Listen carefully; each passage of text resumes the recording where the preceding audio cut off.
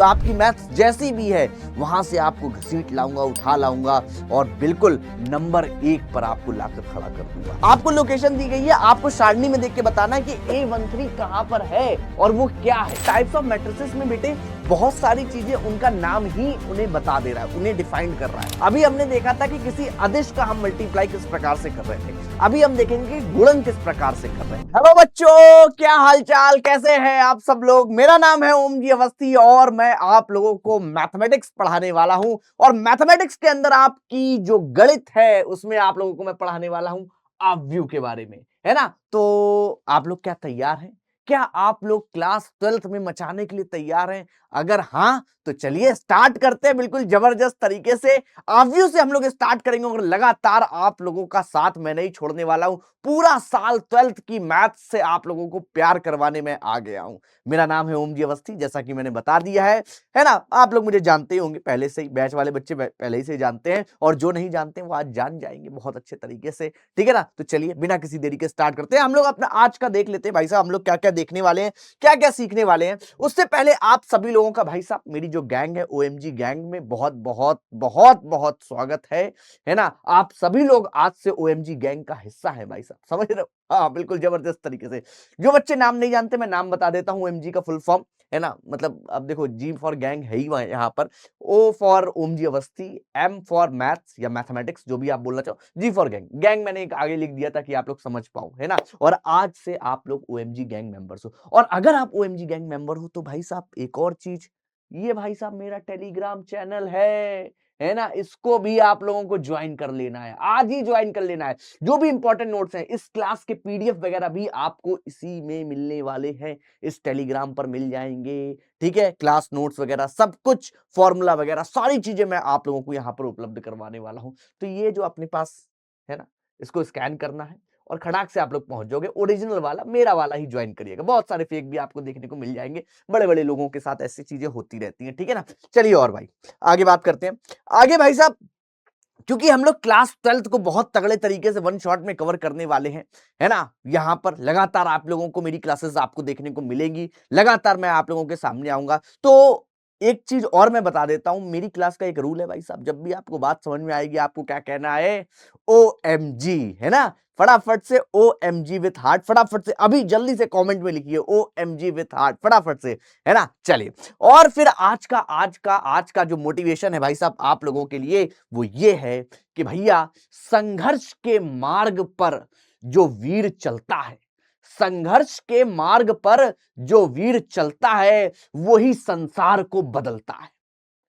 जिसने अंधकार मुसीबत और खुद से जंग जीती, सूर्य बनकर वही निकलता है। भाई साहब ये जो अभी आप मेहनत कर रहे हो क्लास 12th में, जो आप जितनी भी मेहनत कर रहे हो, है ना, वो सूर्य बनकर चमकने के लिए कर रहे हो। तो आपको सूर्य बनकर चमकना है और इसमें साथ मैं आपका देने वाला हूं। मैं आपका हाथ लगातार पकड़े रहूंगा, छोड़ूंगा नहीं। आप भले ही मेरा हाथ छोड़ दो मगर मैं आपका हाथ नहीं छोड़ने वाला हूं। आपको जहां पर भी हो, आपकी मैथ्स जैसी भी है वहां से आपको घसीट लाऊंगा, उठा लाऊंगा और बिल्कुल नंबर 1 पर आपको लाकर खड़ा कर दूंगा। बस आप लोगों को मेरे साथ मेहनत करनी होगी। मैं तो मेहनत करने के लिए तैयार हूं बट तुम्हें भी बोलना है कि सर हम मेहनत करने के लिए तैयार है। तो फटाफट से कमेंट में लिख दो पहली क्लास है कि सर आपका जो भी नाम है ना, आप मेहनत करने के लिए तैयार हो।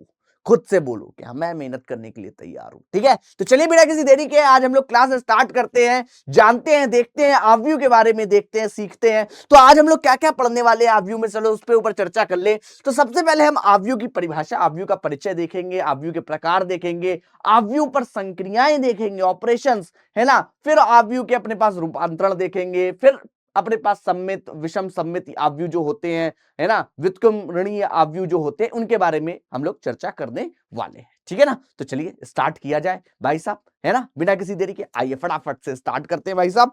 चश्मे को दूर रखते हैं और जल्दी से स्टार्ट करते हैं आज की क्लास। चलिए तो भाई साहब सबसे पहले बात आती है अपव्यू की, कि अपव्यू क्या है। बहुत इंटरेस्टिंग क्लास है भाई साहब, बिल्कुल जबरदस्त तरीके से समझिएगा, सारी बातें मैं आप लोगों को समझाने वाला हूं आज की क्लास में, है ना। पेन कॉपी अपनी लेकर बैठिएगा, क्लास में मजा आएगा। जो जो चीजें आप लोगों को इंपॉर्टेंट लगे उन्हें नोट डाउन करिएगा, जो सवाल आपसे लगे कि आप खुद लगा सकते हो उन्हें खुद से लगाने की कोशिश करिएगा। ये रिकॉर्डेड लेक्चर है ना, आप पॉज भी कर सकते हो, आराम से लगा भी सकते हो, है ना, जैसे आपका मर्जी आप वैसा काम करो, ठीक है ना। चलिए आइए, तो सबसे पहले ऑब्व्यू के बारे में जानते हैं। बेटे ऑब्व्यू जो होता है, ऑब्व्यू में अपने पास अगर आप देखोगे तो इसमें आपको पंक्ति दिखाई देंगी और कुछ स्तंभ दिखाई देंगे, कुछ पंक्ति दिखाई देंगी और कुछ आपको स्तंभ दिखाई देंगे, जिसके अंदर आपको कुछ जो भी अपने पास तत्व या आप बोल सकते हो इसको अवयव, और अंग्रेजी में इसको बोलते हैं एलिमेंट, इनको आप संग्रहित करते हो, स्टोर करते हो। क्या करते हो? संग्रहित करते हो या फिर स्टोर करते हो। तो अगर हम परिभाषा के ऊपर जाएं तो ऑब्व्यू संख्याओं, प्रतीकों या वर्णों के आयताकार सारणी है। ये अपने पास क्या है? एक आयताकार सारणी है जिसे हम लोग बोलते हैं रेक्टेंगुलर एरे, है ना। ये अपने पास क्या है? एक सारणी होती है जहां ये सभी तत्व प्रत्येक पंक्ति और स्तंभ में व्यवस्थित होते हैं, है ना। एक व्यवस्था के अंतर्गत ये सारे जो आपको यहां पर तत्व हैं, एलिमेंट्स हैं या फिर अवयव हैं, आपको व्यवस्थित यहां पर दिखाई दे रहे होंगे, ठीक है ना। सारणी विभिन्न स्थानों पर व्यवस्थित वस्तुओं का एक संग्रह है। सारणी क्या है? मैंने क्या बोला? यहां पर संग्रहित है, तो ये अपने पास क्या है? सारणी जो है, ये जो सारणी है जिसको आप क्या बोलते हो? ऑब्व्यू बोलते हो। ये अपने पास यहां पर विभिन्न स्थानों पर व्यवस्थित वस्तुओं का एक क्या है? संग्रह है। एक क्या है? संग्रह है। अब देखो यहां पर अपने पास कुछ बातें हैं जो कि आपको मैं बताना चाहता हूं। गणित में इस सारणी को ही ऑब्व्यू कहते हैं, इसको ही ऑब्व्यू, और अंग्रेजी में इसको बोलते हैं मैट्रिक्स। अंग्रेजी में इसको बोलते हैं मैट्रिक्स बेटे, ठीक है ना। चलिए अब देखिए यहां पर अपने पास आपको एक बात समझनी है कि ये जो अपने पास होती हैं, ये जो अपने पास रो यहां पर लिखी हुई है, ये जो अपने पास लिखा हुआ है A11 A12 A13, है ना, A21 A22 A23, ये अपने पास क्या है बेटे? पंक्ति हैं। ये अपने पास क्या है बेटे? पंक्ति। जरा ध्यान से समझिएगा, ये अपने पास पंक्ति हैं। और ये जो अपने पास सीधे सीधे आपको पिलर टाइप के दिखाई दे रहे हैं, ये अपने पास क्या होते हैं बेटे? स्तंभ होते हैं। ये अपने पास क्या होते हैं? स्तंभ होते हैं, ठीक है ना। हाँ, ये अपने पास स्तंभ है। ये लीजिए, ये सारे अपने पास स्तंभ है। ओके, तो अगर देखा जाए इसमें कितनी, आपसे कोई पूछे तो इसमें कितनी अगर पंक्ति हैं और कितने अपने पास यहां पर स्तंभ है, तो भाई साहब एक पंक्ति ये हो गई पूरी, एक पंक्ति ये हो गई पूरी, एक पंक्ति ये हो गई पूरी। स्तंभों की बात करें, एक स्तंभ ये है, एक स्तंभ ये है और एक स्तंभ ये है, तो तीन पंक्ति तीन स्तंभ है अपने पास, तीन पंक्ति और तीन स्तंभ है, ठीक है ना। अब यहां से एक बात आती है जिस बात को बहुत ज्यादा इंपॉर्टेंट है समझना, जिस बात को बहुत ज्यादा इंपॉर्टेंट है समझना, वो बात आती है ऑब्व्यू की कोटि। ऑब्व्यू की कोटि या ऑर्डर, या फिर ऑर्डर, कि किस ऑब्व्यू में कितने अपने पास स्तंभ हैं और कितने अपने पास यहां पर पंक्ति होंगी, ये आपको कौन बताएगा? ऑब्व्यू की कोटि बताएगी।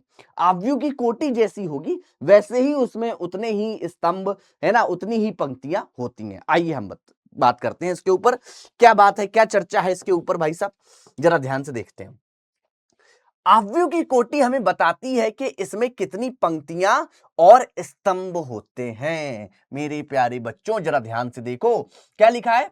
ऑब्व्यू की कोटि हमें बताती है कि इसमें कितनी पंक्तियां और कितने स्तंभ होते हैं। इसे पंक्ति, इसे कैसे रिप्रेजेंट करते हैं? इसे पंक्तियां इंटू स्तंभ के रूप में लिखा जाता है ना। तो जैसे अभी यहां पर आप देखो, यहां पर अभी आप देखो आपने कितनी पंक्ति गिनी थी भाई साहब? तीन पंक्तियां गिनी थी और तीन स्तंभ। तो इसकी जो कोटि होगी बेटे वो क्या हो जाएगी? इसकी जो कोटि होगी बेटे, कोटि, उसको आप कैसे लिखोगे बेटे? जरा ध्यान से देखिएगा, समझिएगा इस बात को कि उसकी कोटि क्या होगी? 3 क्रॉस अपने पास 3, 3 क्रॉस 3 इसकी क्या हो जाएगी कोटि, जिसमें पहला जो 3 है बेटे ये पंक्तियों की संख्या बता रहा है। पहला जो 3 है बेटे, पहला वाला जो 3 है ना, ये पंक्तियों की संख्या बता रहा है, और दूसरा वाला जो 3 है ये स्तंभों की संख्या बता रहा है। क्या बता रहा है? स्तंभों की संख्या। पहला वाला पंक्तियों की संख्या,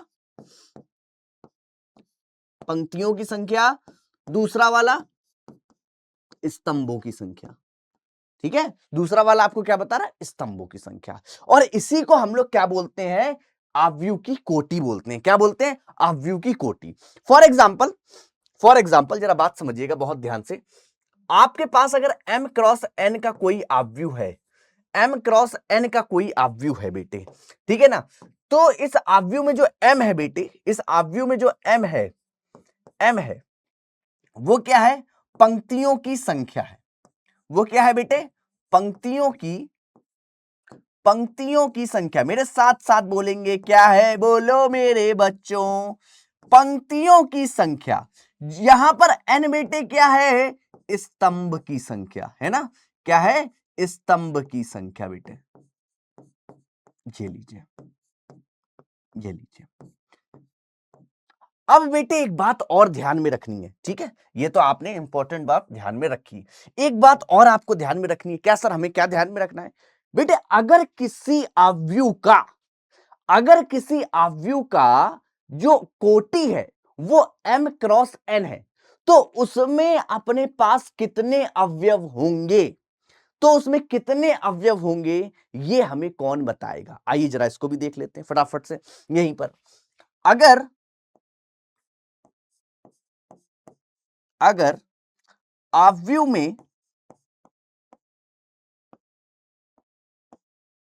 आव्यूह की कोटि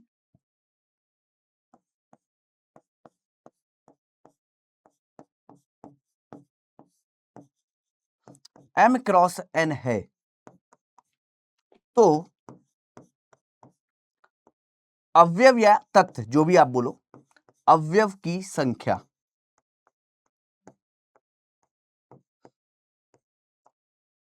कितनी हो जाएगी, अवयव की संख्या हो जाएगी mn हो जाएगी, mn हो जाएगी। ये भी एक इंपॉर्टेंट बात है जिसे आपको अच्छे तरीके से दिमाग में रखना है कि अगर कोटि m क्रॉस n है, अब n क्रॉस n, अब देखो कैसे समझोगे आप, आओ जरा देखो, जरा यहां पर ध्यान से देखो। जैसे यहां पर कितनी है अपने पास, यहां पर अपने पास पंक्ति 3 है, स्तंभ अपने पास कितने हैं, 3 है। कोटि कितनी हो गई, 3 क्रॉस 3, कोटि अपने पास कितनी है, 3 क्रॉस 3, और 3 क्रॉस 3 करने पर अपने पास कितना आएगा बेटे, अगर तुम ध्यान से देखोगे तो 3 क्रॉस 3 करने पर अपने पास कितना आ जाएगा, 9 आ जाएगा। जरा गिन लो यहां पर कितने तत्व हैं, जरा गिन लो भाई साहब, 1 2 3 4 5 6 7 8 9, 9 ही तत्व हैं भाई साहब, समझ रहे हो ना, ज्यादा ना कम, है ना। तो अगर हमें कोटि पता है तो हम लोग उसके अंदर कितने तत्व वहां पर संग्रहित हो सकते हैं, वहां पर स्टोर हो सकते हैं, ये हम पता लगा सकते हैं, है ना। ये हम लोग बहुत आसानी से पता लगा सकते हैं, ठीक है ना भाई साहब, बात समझ में आई, क्लियर हो गई, बहुत जबरदस्त, फटाफट से लिख दो, आपको पता है OMG आपको लिखना है। तो ये बात होगी आव्यूह की, है ना। अब आव्यूह को हम लोग रिप्रेजेंट करते हैं हमेशा अंग्रेजी वर्णमाला के कैपिटल अक्षर से, रिप्रेजेंट करते हैं ना, कैपिटल ए लिखेंगे हमेशा, कि कोई आव्यूह है उसको हमेशा अंग्रेजी वर्णमाला के कैपिटल लेटर से हम लोग यहां पर रिप्रेजेंट करते हैं, ठीक है ना भाई साहब। चलिए आगे चलते हैं और आगे देखते हैं, चीजों को समझते हैं, जानते हैं, ठीक है ना। और एक बात और बताते हैं, जैसे यहां पर ये लिखा हुआ है, जैसे यहां पर इसका अगर निरूपण भी लिखा जाए, है ना, कि अपने पास कोई आव्यूह है इस प्रकार से, ए आव्यूह है, उसको हम लोग ऐसे भी लिखते हैं, ये लीजिए m क्रॉस n, इस प्रकार से भी हम लोग उसको लिखते हैं। यहां पर aij क्या है, जो अपने पास आव्यूह के अंदर के तत्व हैं, है ना, और m क्रॉस n क्या है, कोटि है, n क्रॉस n क्या है, कोटि है। फॉर एग्जाम्पल जैसे यहां पर लिखा हुआ है 3 क्रॉस 3, ये m क्रॉस n की वैल्यू है, ये m क्रॉस n की वैल्यू है, और जो aij है ना वो अंदर के तत्व है। अब देखो यहां पर ये जो अपने पास aij में ए आई जे में जो आई है बेटी, ये जो आई है ना, ये आपको पंक्ति, ये किसको दर्शा रहा है, पंक्ति दर्शा रहा है, पंक्ति का क्रम दर्शा रहा है, पहली पंक्ति है, दूसरी पंक्ति है कि तीसरी पंक्ति है ना, ये आपको क्या दर्शा रहा है, पंक्ति को दर्शा रहा है, ये पंक्ति दर्शा रहा है। और यहां पर जो बेटा जे है ये आपको स्तंभ को दर्शा रहा है, किसको दर्शा रहा है, स्तंभ को दर्शा रहा है बेटे। कैसे सर, कैसे, जैसे यहां पर लिखा हुआ है A11, है ना, आगे चल के आपको कंफ्यूजन ना हो इसलिए पहले ही से बता दे रहा हूं। अगर यहां पर लिखा हुआ है A11, इसका क्या मतलब है कि पहली पंक्ति और पहला स्तंभ, इसकी जो लोकेशन है ना, इसका जो एड्रेस है बेटे, आप समझ रहे हो, इसका हम लोग अगर बात करें, इसका जो एड्रेस है या फिर मैं बोलूं इसका जो पता है इस सारणी के अंदर, इस आव्यूह के अंदर, वो क्या है, A11 पहली पंक्ति पहला स्तंभ, A12 पहली पंक्ति दूसरा स्तंभ, पंक्ति तो पहली चल रही है, स्तंभ दूसरा है, A13 पहली पंक्ति तीसरा स्तंभ, A21 दूसरी पंक्ति पहला स्तंभ, A22 दूसरी पंक्ति दूसरा स्तंभ, A23 दूसरी पंक्ति तीसरा स्तंभ, A31 तीसरी पंक्ति पहला स्तंभ, तीसरी पंक्ति दूसरा स्तंभ, तीसरी पंक्ति तीसरा स्तंभ। ये अपने पास क्या होता है, इन तथ्यों का, इन अवयव का पता, भाई साहब लोकेशन है इनकी, है ना, इससे हमें पता चल जाता है कि किसके बारे में बात हो रही है ना। और ये बहुत आसानी से आप लोग भर सकते हो, है ना, कि अगर अपने पास 3x3 के तो उसमें 9 है, 9 किस प्रकार से सेट होंगे भाई साहब, 3 पंक्ति हैं, 3 रो हैं, आपको ये बातें सब अच्छे तरीके से समझ में आएंगी, कोई दिक्कत और समस्या इसमें नहीं होने वाली है, ठीक है ना। चलिए अब हम लोग आगे चलते हैं, अब काफी कुछ आप लोगों को पता चल गया है, काफी कुछ जानकारी आप लोगों को हो गई है। चलिए आगे चलते हैं जरा।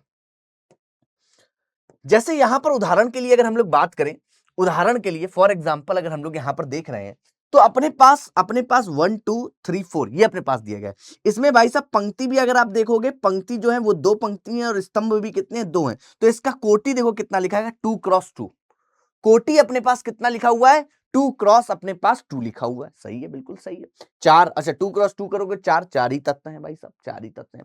यहां पर देखो अपने पास भाई साहब 3 अपने पास पंक्ति है और 3 ही अपने पास स्तंभ है, 3x3 यानी अपने पास टोटल अपने पास कितने हो जाएंगे, तत्व की अगर बात करूं तो अपने पास 9 है ना, 9 अपने पास तत्व है। यहां पर कोई दिक्कत कोई समस्या नहीं है कोटि में, ठीक है। आइए अब जरा कुछ सवाल पे चर्चा कर लेते हैं, सवाल पे चर्चा कर लेते हैं बेटे, आओ जरा ध्यान से देखो। जैसा ये वाला सवाल है, इसमें क्या बोला गया, ये एक आव्यूह है में लिखा गया है। सबसे पहले आपसे पूछा गया कि आव्यूह की कोटि बताइए। मैंने क्या बोला, आव्यूह की कोटि क्या होती है, बेसिकली पंक्तियों की संख्या इनटू अपने पास क्या होती है, स्तंभों की संख्या। भाई साहब पंक्तियां देख रहे हो आप कितनी है, पंक्तियां आप देख रहे हो, पंक्तियां 1 2 3 4, 4 पंक्ति हैं और अपने पास सॉरी 3 पंक्ति हैं, 1 2 3 पंक्ति और स्तंभ 4 है। तो अपने पास जो कोटि हो जाएगी वो 3x4 हो जाएगी। क्या हो जाएगी, 3x4 हो जाएगी। अवयवों की संख्या बेटे, अवयवों की संख्या मैंने क्या बताया, जितनी अपने पास कोटि आ जाएगी मल्टीप्लाई कर देना 12, उतने ही अवयव हो जाएंगे। भाई साहब गिन लो चाहे, ये अपने पास 4 है ना, और ये अपने पास कितना हो गया 8, और ये अपने पास 12 बेटे, ठीक है। फिर क्या बोला, अवयव A13 इसकी वैल्यू निकालनी है, A13, फिर अवयव A21, अवयव A33, अवयव A, यहां पर आई थिंक 2 3 होना चाहिए ना, 3 3 बार बार लिख गया है, ये लीजिए ना, हाँ A23 ये लीजिए। इनकी आपको यहां पर वैल्यू लिखनी है, इनके आपको मान लिखने हैं। अब देखो A13 का क्या मतलब, लोकेशन आपको दी गई है, आपको लोकेशन दी गई है, आपको सारणी में देख के बताना है कि A13 कहां पर है और वो क्या है। A13 का मतलब आप पढ़ना सीखो। 1 का मतलब होता है पहली पंक्ति, 3 का मतलब होता है तीसरा स्तंभ, पहली पंक्ति तीसरा स्तंभ, कितना हो गया भाई साहब 19। A21 दूसरी पंक्ति पहला स्तंभ अपने पास 35। 33 तीसरी पंक्ति तीसरा स्तंभ, तीसरी पंक्ति तीसरा स्तंभ। 23 बेटे दूसरी पंक्ति तीसरा स्तंभ, दूसरी पंक्ति तीसरा स्तंभ 5/12। ये लीजिए भाई साहब, फटाफट से हमने इसके सॉल्यूशन कर दिया, कोई देर नहीं लगी, कोई समस्या नहीं हुआ, आसानी से इसका काम हो गया भाई साहब। बताओ कोई दिक्कत, कोई दिक्कत नहीं, पता है तुम्हें क्या लिखना है, मजा आ गया अगर तुम्हें, लिखो फटाफट से, OMG यार देर किस बात की, लिखो बेटा लिखो, लिखो फटाफट से लिखो। चलो आगे और चलते हैं, आगे और चलते हैं, है ना, आ जाओ और देखते हैं, और चीजों को समझते हैं, जानते हैं, पहचानते हैं, फिर मानते हैं, है ना, ठीक है। चलो आ जाओ, आ जाओ, आ जाओ यार दोस्तों, तुम लोग परेशान ना हुआ करो यार, देखो परेशान होने की जरूरत नहीं है ना। बच्चे अगर NCERT वाला चैनल देखोगे, CUT वाला चैनल देखोगे, है ना, और भी तुम देखोगे, मेरे को सर्च करोगे, मैं तुम्हें बहुत सारी जगह मिल जाऊंगा, ठीक है ना, जेई की तैयारी करवाते हुए, CUT की तैयारी करवाते हुए, है ना। तो एक्सपीरियंस बहुत है बेटा, बहुत एक्सपीरियंस है, ठीक है। तुम लोगों की भी नैया बिल्कुल पार करवा दी जाएगी, परेशान बिल्कुल मत होइएगा। और दूसरी बात ये है, दूसरी बात ये, सवाल लगाते हैं। मैथ्स तो सवालों की होती है, जितने ज्यादा सवालों की प्रैक्टिस करेंगे उतना ज्यादा मजा आएगा यार, है ना। टेंशन नहीं लेने का, है ना, बिंदास बिल्कुल, है ना। हाँ, वे कुछ बच्चे मेरे को ओम दादा, ओम भैया, जो भी आपको अच्छा लगे आप भी बोल सकते हो, कोई दिक्कत कोई समस्या नहीं है, ठीक है। आ जाओ, आ जाओ बेटे, बेटे बेटे बच्चे आ जाओ। अब ये देखिए क्वेश्चन में क्या दिया गया है, क्वेश्चन में क्या दिया गया है, फटाफट से सब लोग सॉल्व करेंगे। बोला गया है अपने पास 2x2, है ना, कोटि के ऐसे संभावित अवयवों की कुल कितनी संख्या होगी जिनकी प्रत्येक प्रविष्टि जो है 0 या 1 है ना। मतलब 2x2 का एक अपने को अवयव बनाना है। अब बात समझिएगा, 2x2 के अवयव बनाने का मतलब क्या है कि उसमें 4 तत्व होंगे। 2x2 का मतलब 2 पंक्ति है, उसमें पंक्ति नंबर 1, पंक्ति नंबर 2 और 2 ही अपने पास स्तंभ होंगे। 4 अवयव हैं, ये लीजिए। कितने अवयव हैं? 4 अवयव हैं, ठीक है ना। और प्रत्येक अवयव की जो वैल्यू हो सकती है, जो मान हो सकता है, या तो 0 हो सकता है या तो 1 हो सकता है, या तो 0 हो सकता है या तो 1 हो सकता है।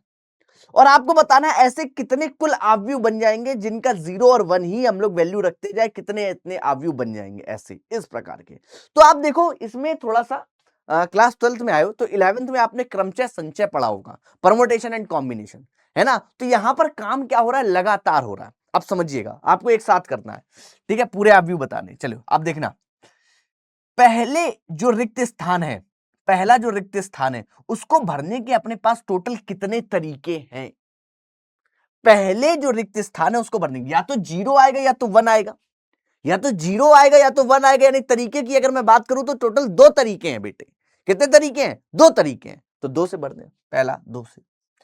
इसके बाद तुरंत साथ ही साथ दूसरे को भी, या तो 0, ऐसा तो कहा नहीं इसने कि अगर एक बार 0 आ गया दोबारा अपने पास 1 आ सकता है, ऐसा तो कहा नहीं भाई साहब, है ना। तो दूसरे वाले को भी भाई साहब 2 तरीके, तीसरे वाले को भी 2 तरीके और चौथे वाले को भी 2 तरीके। तो 4 दूनी 8 दूनी 16 बेटा, 16 अपने पास ऐसे, है ना, अब अवयव हो जाएंगे बेटे। तो ऑप्शन नंबर अपने पास क्या हो जाएगा, सी अपने पास क्या हो जाएगा, करेक्ट आंसर हो जाएगा। Option number C is the correct answer.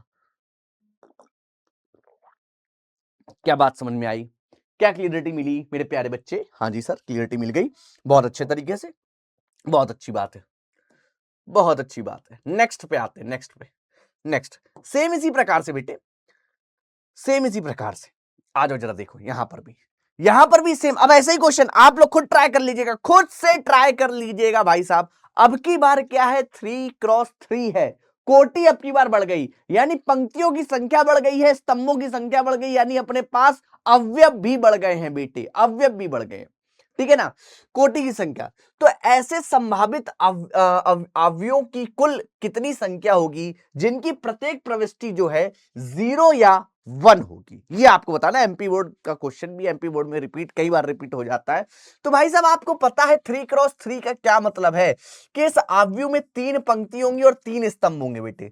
तो जो टोटल अपने पास रिक्त स्थान है वो कितने आ रहे हैं, 9 आ रहे हैं। 9 अवयव आपको फिल करने हैं इस अवयव के अंदर, 9।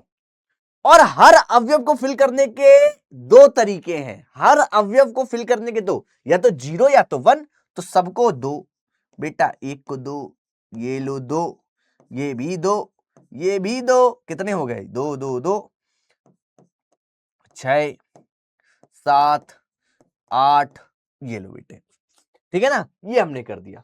अभी मल्टीप्लाई करते जाओ भाई साहब, अच्छा मल्टीप्लाई करते जाओ अपने पास। ये इसको 4 लिख लो, इसको भी 4 लिख लिया, ये लो, ठीक है ना।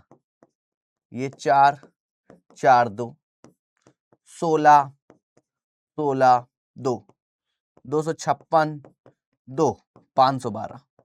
भाई साहब ऐसा कोई ऑप्शन दिखाई दे रहा है? हाँ जी सर, डी ऑप्शन दिखाई दे रहा है, D is the correct answer. इतने अपने पास अवयव बन जाएंगे, इतनी कुल संख्या होगी अवयव की अगर प्रविष्टि जो है 0 या 1 है। माने अगर आप 0 या 1 को रखकर अवयव बना रहे हो तो अपने पास 512 अवयव बन जाएंगे, ठीक है ना भाई साहब। बात समझ में आ गई होगी, क्लियर कट बात समझ में आ गई होगी, है ना। तो इस प्रकार के क्वेश्चंस को कैसे करना है ये बात भी आपको बहुत अच्छे तरीके से समझ में आ गई। आगे चलते हैं और देखते हैं भाई साहब, फटाफट से समझते जाते हैं, बातों को देखते जाते हैं।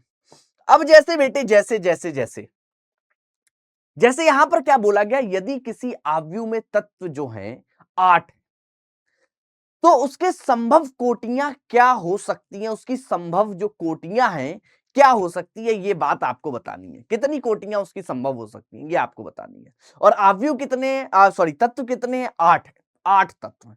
अब आप समझो, अगर बेटे m क्रॉस n होता है तो बेटे mn अपने पास यहां पर जो अपने पास टोटल नंबर ऑफ तत्व होते हैं, या फिर मैं बोलूं तत्वों की संख्या जो होती है वो mn हो जाती है, मल्टीप्लाई करके हम लोग निकाल लेते हैं। बट बेटे यहां पर अपने पास अब की बार क्या दिया गया, उल्टा है थोड़ा सा। तत्वों की संख्या, कि तत्व आपको पता है कि भैया 8 है या जो भी दिया गया है वो है, तब आपको संभावित कोटियां तो कई तरह की हो सकती हैं। जैसे ऑर्डर जो होते हैं, तो संभावित कोटियां या संभव कोटियां, संभव जो कोटियां हैं बेटे, संभव जो कोटियां हैं बेटे वो कितनी हो जाएंगी, संभव कोटियां वो कितनी हो जाएंगी बेटे, जरा ध्यान से देखेंगे आप सारे बच्चे। संभव कोटियां हो जाएंगी या तो 1 इंटू 8 बेटे, हो सकती है, बिल्कुल हो सकती है।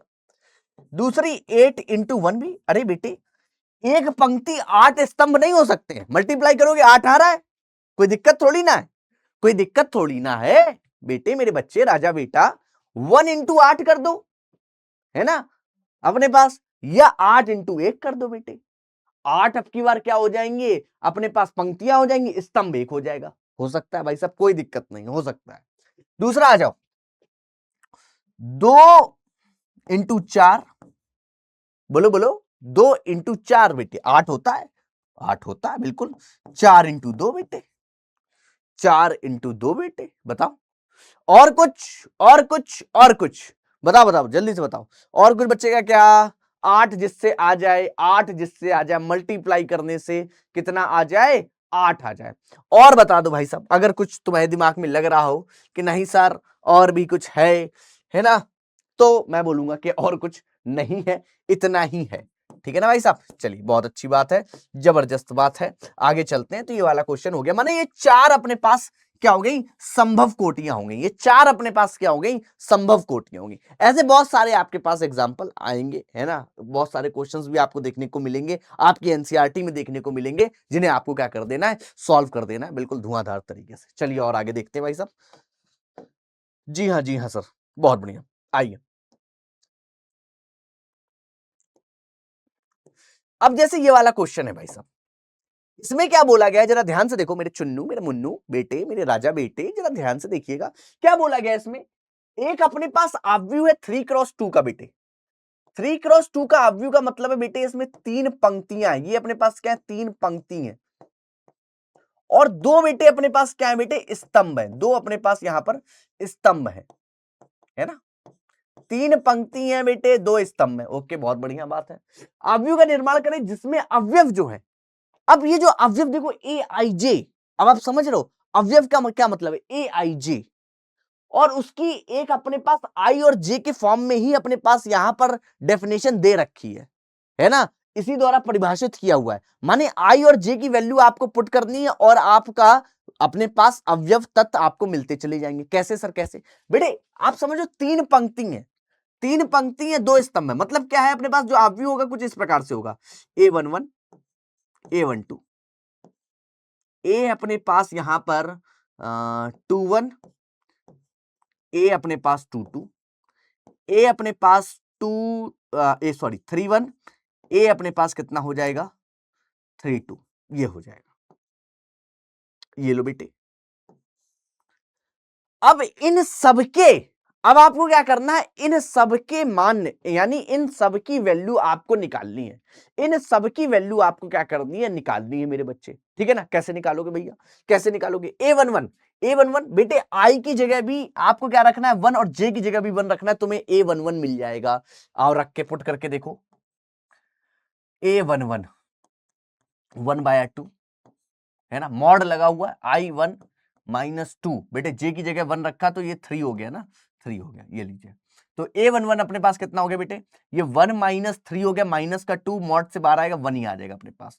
सेम इसी प्रकार से A12 आप निकाल लो, A12 1/2, 1 माइनस अपने पास कितना हो जाएगा बेटे, जरा यहां पर देखो 6 है ना, ये अपने पास कितना है 3 और दूनी 6 हो जाएगा बेटे जे की वैल्यू, तो 6 ये ले, तो 5 माइनस का 5/2 हो जाएगा। ये कितना हो जाएगा 5/2। फिर इसके बाद ए अपने पास यहां पर 21, A21 ये लो बेटे, 2 यानी आई की वैल्यू 2 और ये 1 - 3 यहां पर देखो बेटे, फिर से 1/2 मॉड लगा हुआ है, इसलिए देखो माइनस का 1 आएगा, तुम बोलोगे 2 - 3 है सर माइनस का 1, बट मॉड लगा हुआ है, वो इसको पॉजिटिव कर देगा तो 1/2 आ जाएगा। तो अपने पास क्या हो जाएगा 1/2 आ जाएगा। ए अपने पास 22, A22 ये अपने पास 3 × 2 अपने पास कितना हो जाएगा 6 हो जाएगा, यानी ये 4 है ना। 4/2 अपने पास कितना हो जाएगा बेटे 2 हो जाएगा। 4/2 अपने पास कितना हो जाएगा 2 हो जाएगा। A31 1/2, 3 अपने पास यहां पर, और ये भी 3, ये बेटे कितना हो जाएगा 0 हो जाएगा सीधे सीधे। और A32 1/2, 3 और अपने पास यहां पर 2, तो ये अपने पास कितना हो जाएगा 6, ये 3/2 हो जाएगा। ये लीजिए भाई साहब, ये सबकी वैल्यूज हमने यहां पर निकाल दी, ये सबकी वैल्यूज हमने यहां पर निकाल दी है, ठीक है ना। और ये सबकी वैल्यू अगर अपने पास आ गई है, अब आपको क्या करना है, यहां पर बस आप व्यू बना दीजिए, आप व्यू बना दीजिए और वैल्यूज को पुट कर दीजिए। 1 5/2 1/2 2 0 3/2, दैट्स योर आंसर। ये आपका क्या हो गया भाई साहब आंसर हो गया। ये आपका क्या हो गया भाई साहब आंसर हो गया। क्या बात समझ में आई? अरे बात समझ में आई ना बच्चे, बोलो हाँ यस सर बात समझ में आई। जल्दी से कमेंट में लिखो यस सर बात समझ में आ गई है आपकी, है ना, बिल्कुल तगड़े तरीके से। चलो बहुत बढ़िया बात, बहुत बढ़िया। और आगे चलते हैं, और आगे चलते हैं फटाफट से, ठीक है भाई, चलिए बहुत अच्छी बात है। अब हम लोग यहां पर देखने वाले हैं, यहां पर क्या नेक्स्ट टॉपिक, जो कि क्या है आव्यूह की समानता, है ना, आव्यूह की समानता, इक्वालिटी, अंग्रेजी में इसको बोलते हैं इक्वालिटी ऑफ मैट्रिसेस, ठीक है ना। आव्यूह की समानता माने कोई दो आव्यूह जो हैं, कोई भी दो आव्यूह, है ना, आपस में बराबर कब होंगे, आपस में बराबर कब होंगे। सबसे पहला जो पॉइंट है, उनकी कोटि आपस में बराबर होनी चाहिए। माने अगर एक आव्यूह 2x2 का है, जिसमें दो पंक्ति और दो अपने पास स्तंभ हैं, तो जिससे समानता यानी जिसके बराबर उसे किया जा रहा है, उसकी भी दो ही पंक्ति और दो ही उसके स्तंभ होने चाहिए। माने उसकी कोटि जो है, उसका जो ऑर्डर है बेटे, कोटि को अंग्रेजी में बोलते हैं ऑर्डर, उसका ऑर्डर जो है वो कैसा होना चाहिए, वो कैसा होना चाहिए बेटे, कैसा होना चाहिए, बराबर होना चाहिए, समान होना चाहिए, इक्वल ऑर्डर के होने चाहिए, ठीक है ना। नेक्स्ट जो पॉइंट है कि बराबर तभी होंगे, अवयव में समानता तभी होगी जो संगत अपने पास अवयव हैं, है ना। माने आप समझो, जैसे अपने पास एक अवयव में लिख रहा हूं, एक अवयव ए है, उसमें A11 A12 A21 A22 किसके इक्वल होगा, B11 B12 B21 B22 के, इसके इक्वल होगा, क्या होगा, इसके इक्वल होगा, है ना। तो यहां पर चलो ठीक है, कोटि अपने पास इक्वल है, ये 2x2 का है, ये भी 2x2 का है, बट इसके संगत जो अवयव है, संगत अवयव माने A11 के यहां पर इसका संगत अवयव कौन सा, करस्पॉन्डिंग एलिमेंट कौन सा है, B11। A11 किसके इक्वल होगा, B11 के इक्वल होगा, तभी आपस में इक्वल मैट्रिक्स होंगी, है ना। हाँ, और A12 किसके इक्वल होगा बेटे, अपने पास B12 के। A21 किसके इक्वल होगा बेटे, B21 के। A22 किसके इक्वल होगा बेटे, B22 के बेटे, तभी आपस में क्या होंगे, तभी इनमें आपस में क्या होगी, समानता होगी, तभी इनकी आपस में क्या होगी बेटे, समानता होगी, ठीक है ना भाई साहब। बात समझ में आ गई होगी कि किन्हीं दो आव्यूह में इक्वलिटी, यानी कोई दो आव्यूह इक्वल एक दूसरे के बराबर तभी होंगे जब उनकी कोटि समान होगी और उनके जो संगत अवयव हैं, दोनों मैट्रिक्स के या दोनों आव्यूह के आपस में क्या होने चाहिए, इक्वल होने चाहिए, ठीक है ना भाई साहब। चलिए बहुत बढ़िया, बहुत बढ़िया। यानी ए आई जे किसके इक्वल होना चाहिए, बी आई जे के। ए आई जे, है ना, माने आई जो भी है भाई, A11 है तो B11 है, A12 है तो B12 है, A21 है तो B21 है, समझ रहे हो, A22 है तो B22 है, आपस में ही आपस में क्या है, इक्वल है, तभी इक्वलिटी होल्ड करेगी, ठीक है। चलिए आइए, बहुत अच्छी बात है, बहुत जबरदस्त, ठीक है। तो इन बातों का आप लोग ध्यान रखिएगा। इन पर बेस्ड क्वेश्चन भी हम लोग कर लेते हैं बेटे। आइए जरा ध्यान से देखिएगा, बहुत सारे क्वेश्चंस ऐसे आते हैं, है ना। हाँ, जिन इन पे ही बेस्ड होते हैं, इक्वलिटी पर ही। आइए ध्यान से देखते हैं। जैसे यहां पर निम्नलिखित समीकरणों में एक्स, वाई और जेड का मान ज्ञात कीजिए। तो पहला क्वेश्चन अपने पास क्या दिया गया, जरा ध्यान से देखिएगा। फर्स्ट वाला मैं आपको बता रहा हूं, पहला क्वेश्चन एनसीईआरटी का ही क्वेश्चन है। यहां पर 4 है, 3 है, ये x है और ये अपने पास कितना है 5,